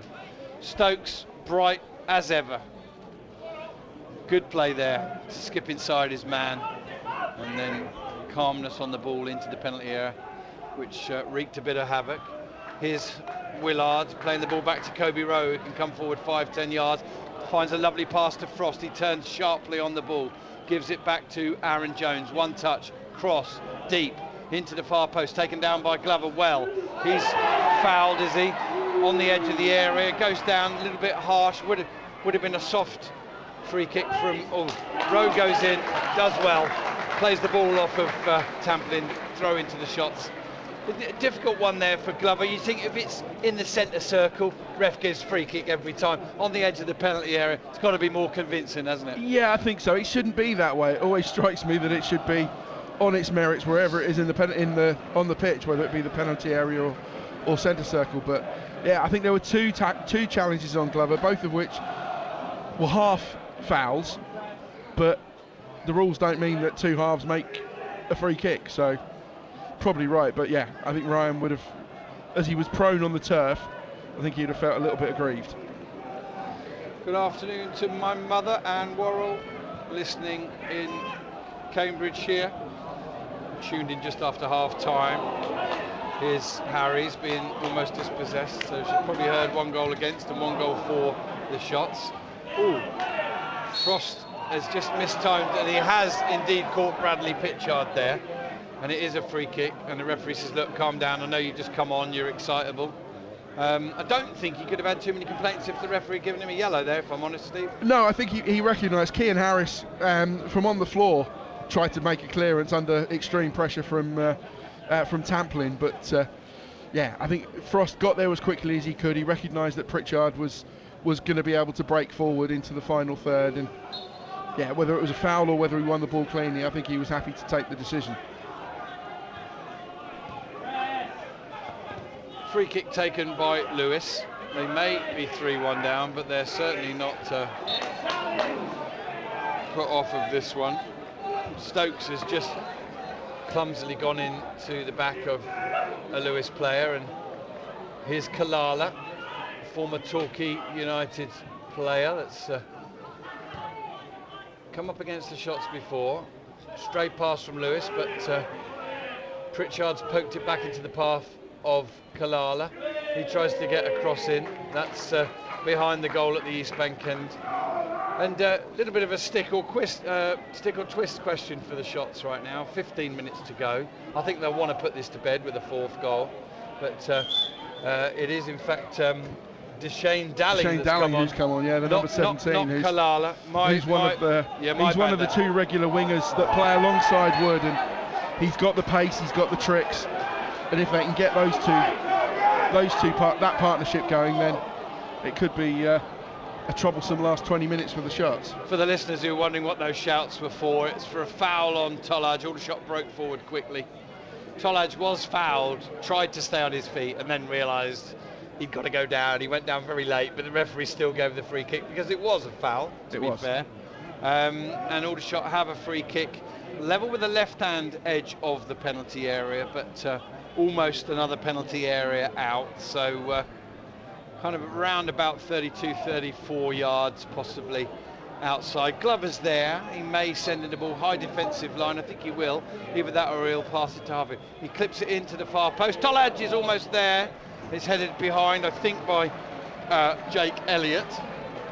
Another corner to the shots, who are gradually catching up with Lewes. In fact, they may have gone level now. 4-5. Oh, so stingy with his corner counts. Even that other week when you counted 11, I think, and people were insisting on Facebook that there was 17. Well, I mean, even I know you couldn't have been that far wrong. No, well, I think I may have got a little bit distracted in the second half. Okay, shots 3, Lewes 1. We've got 14 minutes left, and the shots have got a corner at the East Bank end. In it comes, headed down and away by Lewes, and they've on to the loose ball, and that man, Deshane Dalling, has picked it up, exchange passes, and now it's clipped forward. Lovely bit of control by Bradley Pritchard, and now Dalling picks it up and gives the ball back to Pritchard, receives the ball again. Good skills, good control, and the substitutes looking to make a real impact here at the EBB. Ball's played forward, it's off the back of Willard, and in fact comes into contact with a Lewes player as well. And Aldershot have the throw. Harfield wants to take it quickly, and Aldershot are stuck somewhere between trying to control the game, trying to get a 4th, and trying to make sure they don't do anything stupid at the back, Steve. Yeah, absolutely. I mean, attack is always the best form of defence, and particularly for Aldershot Town, but yeah, I think that Lewes is at... Well, Ollie Harfield's going to pick up a yellow card now for time wasting, because he genuinely has struggled to find options from the throw. And I think the referee will probably say his hands are tied and he has to give yellow in that situation. But it's a poor one, and probably in the new way the rules are being interpreted, it's probably a fair one. But I don't think you really feel that a side that's 3-1 at home up against a side from 2 leagues lower are really trying to kill the game. I mean, he was just waiting for the right option. Yeah, I think Ollie was genuinely looking for some movement from his teammates, but you can say that players are probably allocated a certain number of seconds to take a throw, and if you take longer than that, then you face the consequences. I suppose it's like Owen Farrell timing out in the Rugby World Cup, given 30 seconds to take a penalty. If you don't take it, you've wasted your chance, mate. Here's Tyler Frost battling away, trying to win the ball back from Pritchard, who does come through, and Wood picks it up on the left touch line up against Harries. Harries slides in and blocks the cross. It'll be behind for that 6th Lewes corner. Few scores to update you with while they set up for the corner. Kidderminster are 2-0 up against Ashton United, so a first win in the league last week and a win in the FA Cup today. Scarborough have now gone 3-1 up against Oxford City. Eastleigh have taken the lead against Dover. Oldham have taken the lead at Altrincham, and Ebbsfleet have equalised against Slough. Here at the EBB, it's Shots 3, Lewes 1. Lewes appealing for a corner, and they've been given it. And still they refuse to accept that this one is done. If they were to score in the next few minutes, it could be a very uncomfortable end for the Shots, who lead 3-1 thanks to those 2 Lauren Tollard strikes and a bit of poaching from the skipper Aaron Jones. Corner comes in from the right hand side. Referee Jack Bloxham has spotted some pushing on an Aldershot Town player, I think by Kieran Murtagh, who might be, dare I say, more motivated than most this afternoon, having spent a few years at Woking, and also come up against Aldershot in his time at Boreham Wood, of course, and still going strong. Here's Harfield as Aldershot play out from the back into Glover. Glover, just maybe a little bit of fatigue, turns into what he thinks is a bit of space, but it's not. He sees the white touchline. And Dalling and Bradley Pritchard exchange passes. Now they go back to Murtagh. And I think Tommy Woodridge is not appreciating what he feels is a little bit of sloppiness about the shots here in this last 5 or 10 minutes. They're not keeping the ball very well. And Rowe goes to ground. Now, he's made contact with the ball, but he's also caught the man. The referee's given the free kick and a yellow card to Kobe Rowe. Now, although he's not played that much this season, I think he's already had a couple of yellows. Let's see if that's maybe his third. That was top them up. It was a clumsy challenge. He might have got a little bit of the ball, but it was a flailing leg. He took a lot of the player as well. And if that contact hadn't been made, then there was a shot on goal coming imminently from the Lewes player. So I can see why the referee has given that, but yeah, I think that's symptomatic of Aldershot Town's last few minutes. They've got clumsy, and now Harvey Hughes has an effort here, about 22 yards out, left side. 81 minutes have gone. Shots 3, Lewes 1. Free kick comes in, it's blocked. Yeah, just as you joined us there, Lewes had a decent chance from a free kick, about 22 yards out, edge of the D, but it was smashed into the wall. They're very lively, Joe. They've never given up in this one, whatever the scoreline's been. There's 8.5 minutes plus added time left. The shots, to be fair, have been relatively comfortable for most of it, but a little bit sloppy in the last 5 or 10 minutes or so. And so they're struggling to put this one to bed. But that third goal from Aaron Jones, who was Johnny Jonesy on the spot after Harfield's effort was parried, looks as if it might be the final say in Aldershot's potential victory this afternoon. But Lewes, if they possibly can, will keep pushing away to try and get back into this one. As we finish speaking now, there's 8 minutes left plus added time. Aldershot Town 3, Lewes 1. Dalling has won the ball after a poor pass, squares it inside but can only find Josh Stokes. Stokes finds Tyler Frost. Frost gives it back to Stokes, who's in a little bit of space now. Plays the ball forward for Tollage. He could go one-on-one. Slots the ball in. Frost picks it up inside the penalty area, but it just gets away from him. And Bradley Pritchard a little bit better from the shots, other than the final bit of control there from Frost. And Sablier picks the ball up. And Lewes have given shots problems all afternoon, and I think that's an offside. Appealed for by Harries, and eventually the assistant referee agrees. I think we're going to see Max Mullins. My guess is that would probably be for Kobe Rowe, for whom they're going to need next week, if at all possible, because we know Kean Harries will be suspended. So we'll wait and see. I think we're going to get that substitution now. And for Aldershot, it is indeed the number 24, Maxwell Mullins, that's going to come on. But it's Tommy Willard that's going off. So I guess the encouraging thing about that, Steve, is it does suggest that Kobe Rowe's okay, which is good news. It does, yeah, and looks like Maxi is going straight up front. Yeah, just as he did in Solihull in the last few minutes. And he did start his career as a striker, so yeah, and then he played as wing back, so he's pretty versatile. He is. As a lot of these players are, you know. Willard, Frost, and Glover, all of them. Now it's going to be a yellow card for this substitute Bradley Pritchard. Yeah. He went in, pretty hard, pretty late on Tyler Frost, and he's now discussing the finer points of that tackle with Tommy Widrington from about 15 yards away. Widrington is not happy with it. Pritchard is proclaiming his innocence, but he's still going to get a yellow card, and I think rightly so. Fylde have gone 3-1 up against Leek in the FA Cup. All these games FA Cup, of course. Charlie Hughes has been sent off for Aveley against Barnet. It's Aveley 1, Barnet 2. They're making a good effort of that one against the National League front runners this afternoon.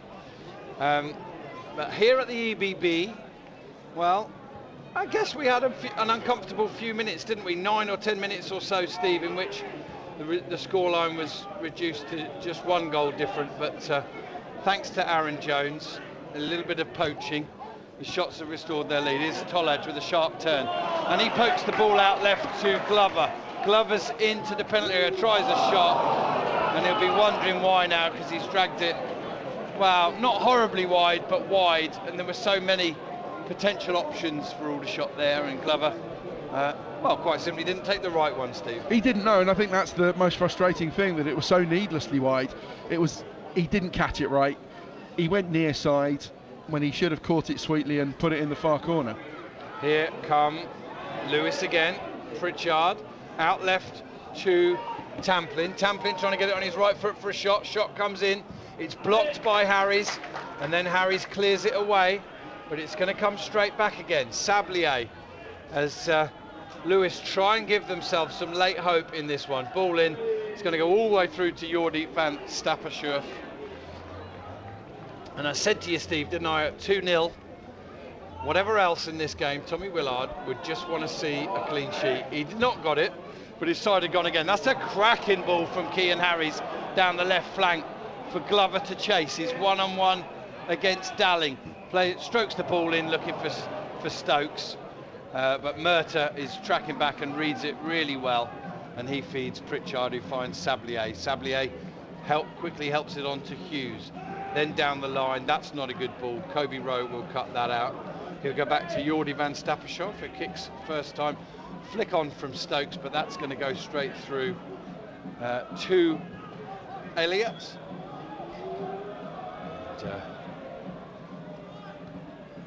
Offside at the other end given against Lewes, who may just finally be starting to lose a little bit of hope, a little bit of belief.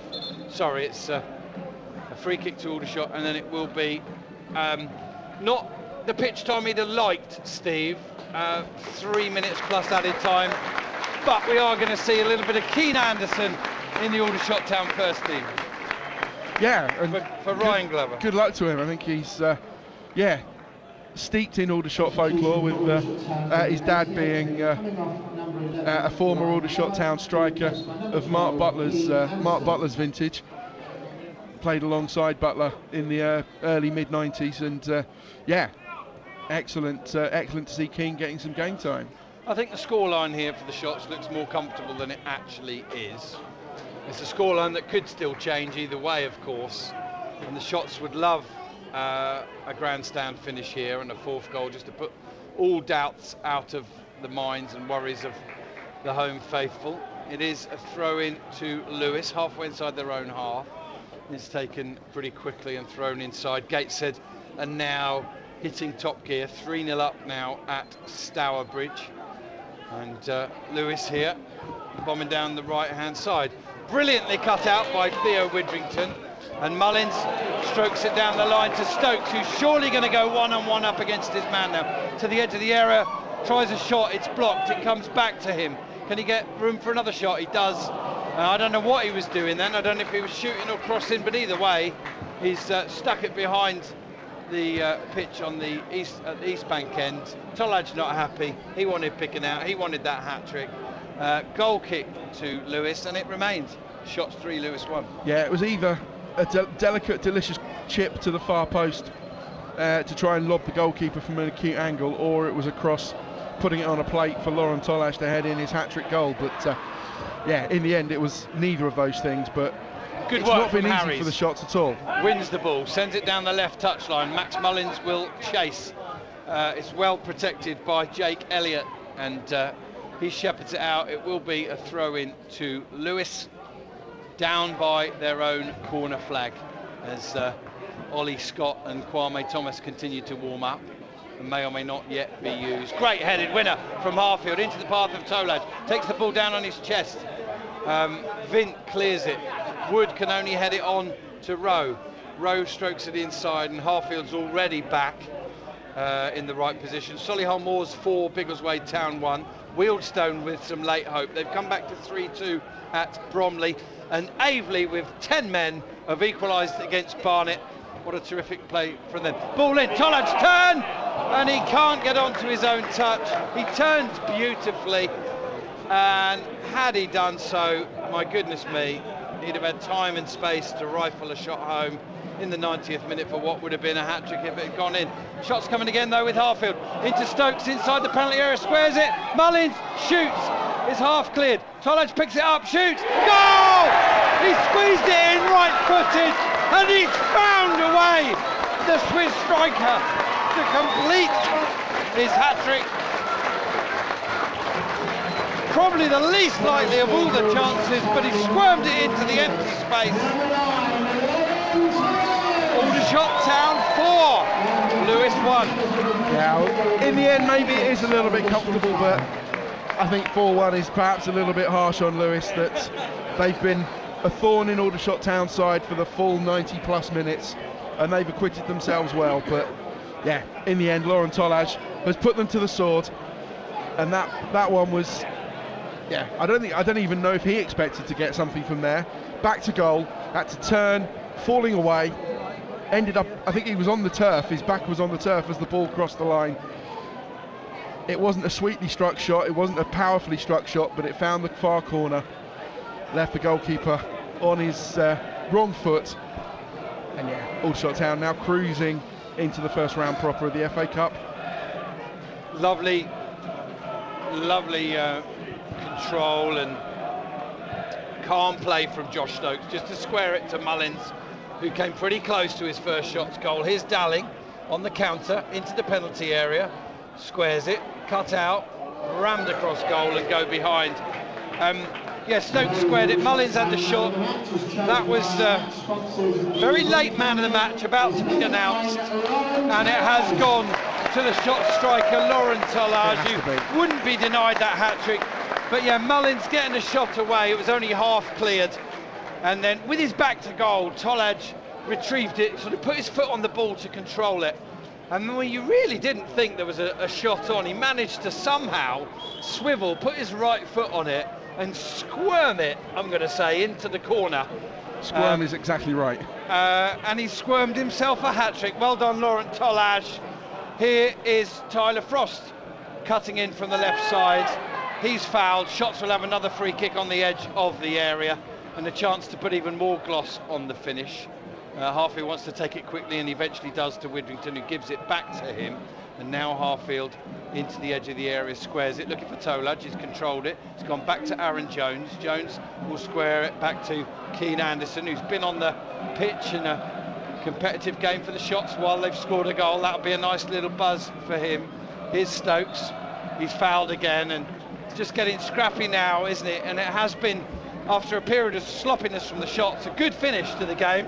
They've got themselves a fourth. They're in the ascendancy, and we are nearly 3 minutes into 4 minutes added on. A paltry 4 minutes. Ball into Tolaj, edge of the area, back to goal.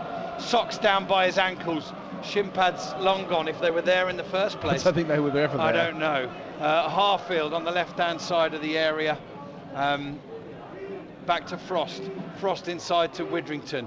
Good, solid game from Theo this afternoon. Harfield goes all the way back to Harries. Harries, who will get himself an unwanted rest next Saturday as the Shots take on Hartlepool here at the EBB. Thankfully, they have a whole week to prepare for it again as well. No need for a midweek replay at Lewes unless they concede 3 goals in 35 seconds. Here's Widrington across to Rowe. No doubt about the official man of the match here. It was nice to see it being left quite late, and I think that's a wise decision sometimes. And I think if there was other people in the reckoning, Laurent Tolaj then put that one to bed. Steve, very shortly, can wrap up his thoughts with his Aldershot Town, the man of the match, because the final whistle's gone here, and very unusually for Aldershot Town. Perhaps not, they'll say, under Tommy Widrington, but the Shots have relatively comfortably in the end found their way through the 4th qualifying round of the FA Cup, thanks to a hat-trick from Laurent Tolaj and a close-range poacher's finish from Aaron Jones. Final score here at the EBB Stadium, Aldershot Town 4, Lewes 1. Steve Gibbs. Yeah, it's Aldershot Town's first win in the FA Cup in almost 5 years. Just about 6 days short of 5 years. That's a pitiful record, and they do have to put that right this season. And they've done well this afternoon. Lewes were a thorn in their side for the whole 90 minutes, no matter what the score was. It was never really completely comfortable, perhaps until Tolaj did complete his hat-trick in the 89th minute. But yeah, Lewes have acquitted themselves well, showed some good quality. Unfortunately, once again, their defensive frailties have been their undoing, but the Shots have done the job. They've got through, and that's all that mattered. They're in the hat for, I think, the draw's tomorrow afternoon, and that's all that matters. It doesn't matter whether it was 1-0 scrappy 94th minute off Ollie Harfield's backside or a flourishing 4-1 victory. But yeah, they've done well, but both teams, I think, can take the positives and use that as a catalyst for their respective league seasons. But for Aldershot Town also, they do need to use this as the launch pad for an FA Cup run. Excellent stuff, Steve. It's happy days here at the EBB Stadium for the Shots. Who've got the job done. Well done to Lewes. I think they can say that the scoreline probably doesn't reflect how close that game was at times, but congratulations to the Shots who've got the job done, thanks to that Laurent Tolaj hat-trick and the goal from Aaron Jones. Slough ultimately have got themselves a replay against Ebbsfleet. Oxford City got a very late equaliser at Scarborough to earn an equaliser, and we've already mentioned, of course, Aveley with 10 men coming back to get a 2-2 against Barnet. All those games have finished 2-2. There has, though, been some shocks in the FA Cup this afternoon. Mike Brown, by the way, says an excellent listen, so pleased for Laurent Tolaj. And Keith Deere has sent a video from the East Bank end of that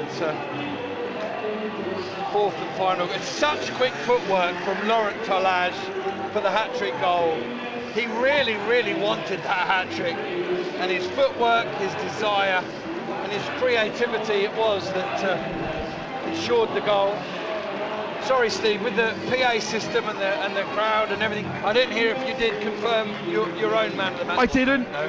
But for me it's got to be Laurent Tolage. I think there were, maybe in open play, there were players who acquitted themselves better or equally impressively. But when you score a hat-trick in a 4-1, it's got to be Tolage. And he was the player who was on the spot in that opening quarter of an hour. And that really proved the catalyst for the shots to, in the end, cruise through relatively comfortably. But once again, you've got to say, Lewes acquitted themselves really well, and will maybe feel that 4-1 was an unfair scoreline, and they can take their performance into the league form and push for the playoffs in the Isthmian Premier. Not only was Laurent Tolage given the official man of the match and your man of the match, and for what it's worth, my man of the match, the steward here at the EBB, who I've never spoken to before, just wandered up and pointed at that guy and gone, very, very good. He knows a player. He knows a player. Excellent stuff. There was, of course, a few minutes at the end for Keane Anderson, and his proud father's given him the thumbs up too.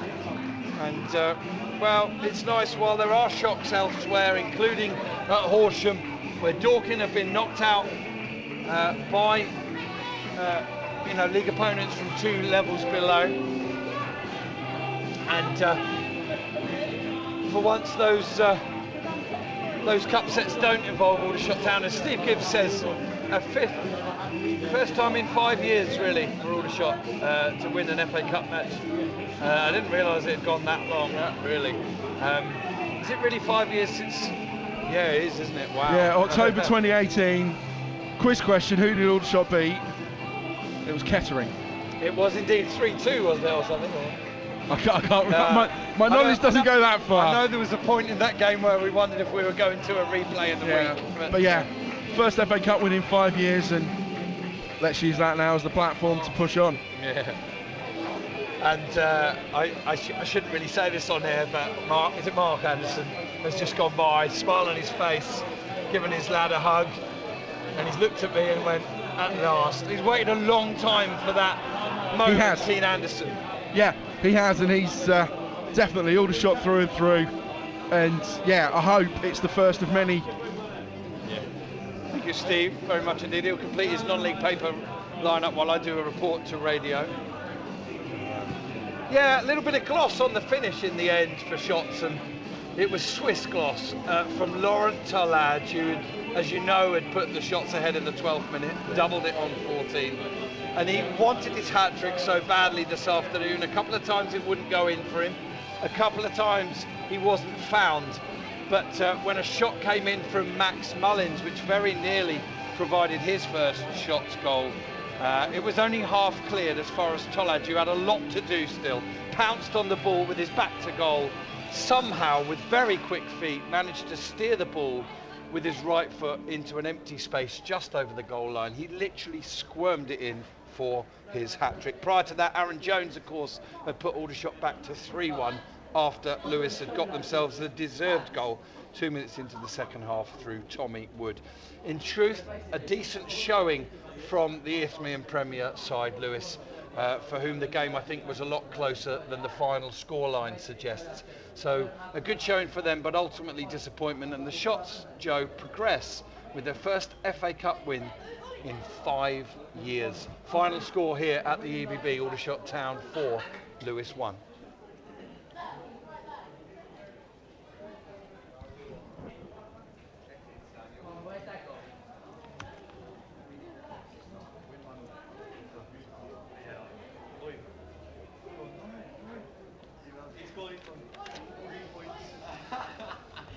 We've had a game finish, Steve, at 5:05. Good Lord, that's going to be the first time all season. And maybe I may be in with a decent shout again, the 6:04. You never know.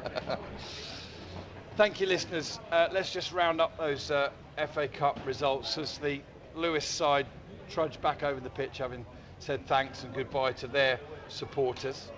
And a quick look at the other scores in the FA Cup. in which Aldershot Town have progressed for the first time in 5 years. Hallelujah. What have we got then? We've already got at least 5 games going to replays. Games involving National League sides. Dagenham knocked out in the 94th minute by Bracknell Town. They'll be in the hat for the next round. AFC Fylde came from behind to beat Leek 3-1. Here at the EBB, Aldershot have beaten Lewes 4-1. Altrincham have lost 1-0 at home to Oldham. That's a terrific result, really, for Oldham, for whom McGahey got the winner in the 79th minute. Terrific showing from 10 men Averley to get a 2-2 draw. Harry Pritchard scoring the first couple of goals for Barnet. And in actual fact, Averley finished the game with 9 men. And with 9 men on the pitch, they got an equaliser through John Benton. What a terrific showing from the very spirited Averley, who are doing well in the National League South. Borehamwood Welling score has not come in for some reason on my app. Bromley 3, Wealdstone 2. That was 3-0 to Bromley. Michael Cheat on the score sheet again, but goals from Kretschmar and Ferguson pulled Wealdstone back into it. Too little, too late. Chesterfield 5, Kettering 0. 5 different scorers: Banks, Grigg, Oldacre, Palmer and Naylor, as the Chesterfield Roadshow rumbles on. What else have we got? Eastney 1, Dover 0. Carter, Charlie Carter on the hour for the Spitfires. Ebbsfleet 2, Slough Town 2. John Goddard on the score sheet there for Slough, who led twice but were pegged back thanks to 2 own goals, and they'll get a replay in the week against Ebbsfleet. FC Halifax Town have lost 1-0 at home to Marine, so that's a cup set. Hartlepool, who come here to the Shots next week, have managed to lose 2-0 at home to Chester. Hemel 0, Woking 0. Hereford have beaten Rochdale 1-0. As we say, shock at Horsham. Horsham 2, Dorking Wanderers 0. Kidderminster 2, Ashton United 0. Oxford City getting back very late into that one at Scarborough. They've earned a replay 2-2. Solihull Moors came from behind to beat Biggleswade 4-1. Gateshead got the job done 3-0 in the end at Stourbridge. 2 goals for Luke Hannant there and Conor McBride. Nothing for Denanga today. And finally, Yeovil 2, Southend 0. Goals from Wannell and Young. I'm hearing Southend potentially only had 12 or 13 players available to do today. Maybe it was a game too far for them. Congratulations to Needham Market, who have earned themselves a replay against York City. That one finished goalless. That's it from us here at the EBB. Post-match reaction to come. Look out for it on BBC Surrey Sport Twitter. And thanks to our producer Cameron Anderson-Jones. Thanks for listening around the country, and any of you overseas who did manage to get the commentary. I know not many of you, if any of you did. Final scoreline from the EBB: Aldershot Town 4, Lewes 1.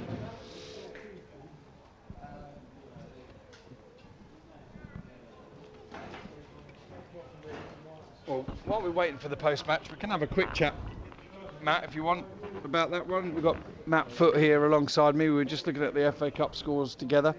How very un-Aldershot like? Yeah, absolutely, yeah. But that's, I think that's the confidence of around the whole club now with this Tommy Widgerton team. You know, it's a different mentality, it's a different feel around it this season.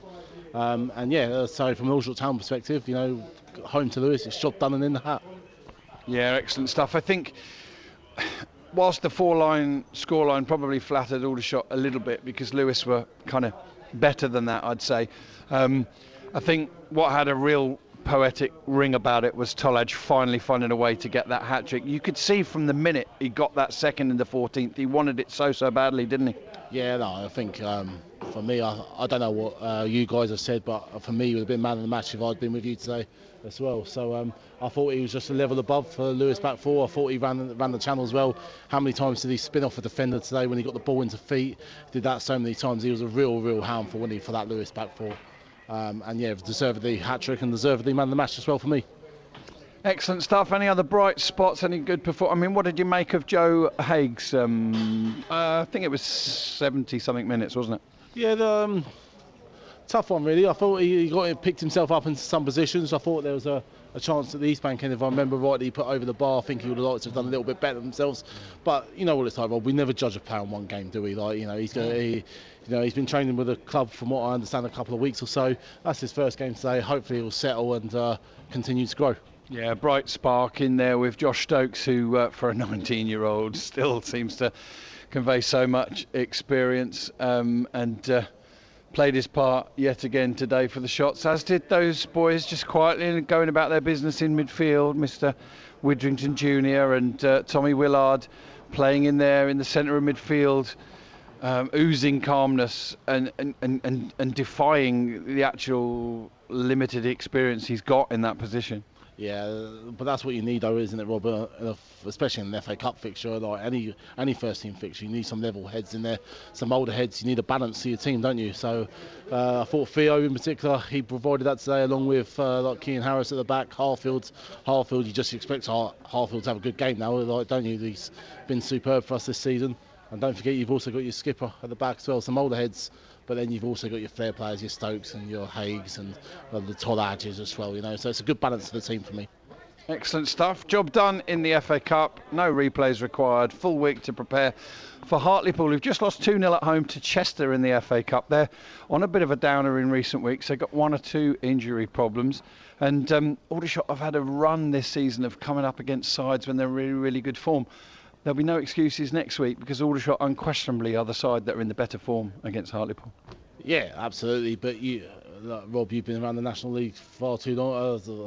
You know what I mean by that. Long enough, no game's going to be easy, aren't they? So, you know, if we're not, me and you, we both know, and Tommy will know better than us, to be honest. Aldershot will have to be on their A game, because if they're not in this league, you get punished. So, we're at home. We've got a good home record, and yeah, really looking forward to next week now. Good stuff. We're about to be joined by the Aldershot town manager, Tommy Widrington. And we may or may not still be live on air, Tommy. So always like to, he's such a reliable man. He would never swear anyway, but I always like to say we're live on air if we are, just in case the thought crosses your mind. I'm sure it wouldn't today. Tommy, lots to be pleased about. 1 or 2 things to learn from as well. Ultimately 4-1. Scoreline might be a little bit flattering for Shots and not give enough credit to Lewes, but your side have scored 4 more goals at the EBB, and your striker's bagged himself a hat-trick he desperately wanted, didn't he? Yeah, I'm pleased for Lauren. I mean, he and people outside the football club will judge himself, and the people will judge him on his goals, because he's got number 9 on his back. But I understand the total contribution he gives to us as a group.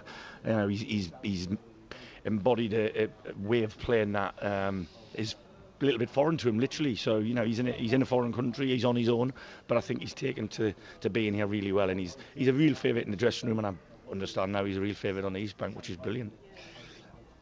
A banana skin, they always are, the FA Cups. You said in your pre-match you've been on the end of both of them. Just up the road, Dorking have gone to Horsham and been beaten 2-0, but your side have come through and no need for a replay either. What pleased you most today, and what frustrated you most? Well, quite simply, we started excellently. I thought we started as if it was a league game. We were right on the front foot, and we could have been 2 or 3-0 up, I thought. And if there was a disappointment, it was that we were only 2 at half time.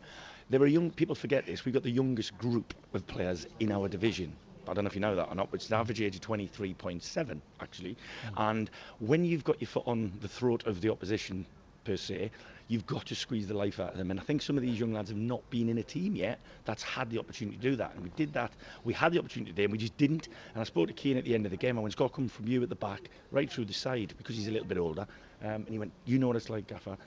The moment you ease off, it's very difficult to get back on the bike. Like, so half time probably come. The disappointing thing is we didn't respond well enough very early on, but then I think we showed a bit of mineral actually, and gone up the other end and scored another goal. So whilst there was always near enough 2 goals between us, I was fairly comfortable. It just, my standards are higher than anybody else's, that's all. To be successful in football, somewhere in your side you need a little bit of experience and nous, and your skipper came up with that, because it had gone back to 2-1, and not only did Aaron Jones appear in the right place, he had the calmness and the presence of mind to take a touch 4 yards out before he put it in the net. Now, if someone had cleared it, you'd have said that was terrible, Aaron, but he did pretty well, didn't he? Yeah, he did. I mean, he did his job at both ends of the pitch today. I thought he was excellent. He showed great energy, and I think he's been a real plus for us this season. He's admirably stepped into the skipper's role. I think he's excellent on the pitch and off the pitch around the group. So, yeah, whilst I've just been telling you there we're all 23 and younger, the two you've just talked about, 27 and 29. Well, as you say, you know, you brought experience in through the spine, and unfortunately you haven't had the availability of Christian Maghomer or Stuart O'Keefe for large chunks of the season, but you plough on regardless, and your attitude and the mentality of the team has been exceptional for me, looking on from the sides. Just literally allowing ourselves to look ahead. You'll have 7 days again to prepare for the next game, which is also here against Hartlepool. Sadly, they've exited the cup at home to Chester this afternoon, but your boys will come into that confident next week. Am I right in thinking you'll be without the services of Cian Harris? Yes, he'll be suspended for the game, I believe, because it's competition relative. So he's received his 5th. But hopefully, if it takes Haj Granoga as long to get back from Saudi Arabia than it has to take him to get there, I'm not sure he'll be back by next Saturday, if I'm honest. But we hope springs eternal that we will at least have Haj back to join the team. So if we do lose Cian, we will have Haji. But I mean, look, we were well aware that last game at Solihull, there was going to be 2 weeks before we could add any points to the tally, and we did that at Solihull. We had one mission today, and I said to the lads, the last thing I said before I went out the door, don't be on the front page of the non-league paper in the morning. Be tucked away in the FA Cup, routine.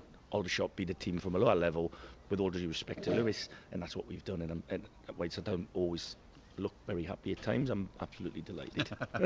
You had a good look, Tommy, at young Joe Haig in the FA Cup tie against Lewes. I'm sure there was positive moments in that and things to learn from as well. Just what sort of talents do you think he'll bring to Aldershot? What sort of player is he? He's a very forward-thinking player. He's probably more suited to a more withdrawn role, a little bit like Josh Stokes plays. But he's got real pedigree, the guy. He's a talented lad, and he's technically a really good footballer. I mean, that's his first start at competitive football for some time, I believe. So he's done ever so well to get through to whatever it was. He played 65, 66 minutes, I think. And he made some really good contributions. He's a young lad, like I said, probably was breathing out with his backside come second half, and some of his choices mightn't have been great. But listen, he's been with us for now 2 weeks. He's been really patient, the lad. And then, we'll have a chat with him and see what we can do going forward. Good stuff. Good luck next week. Cheers, Tommy. Cheers, Thank you. Thank you, guys.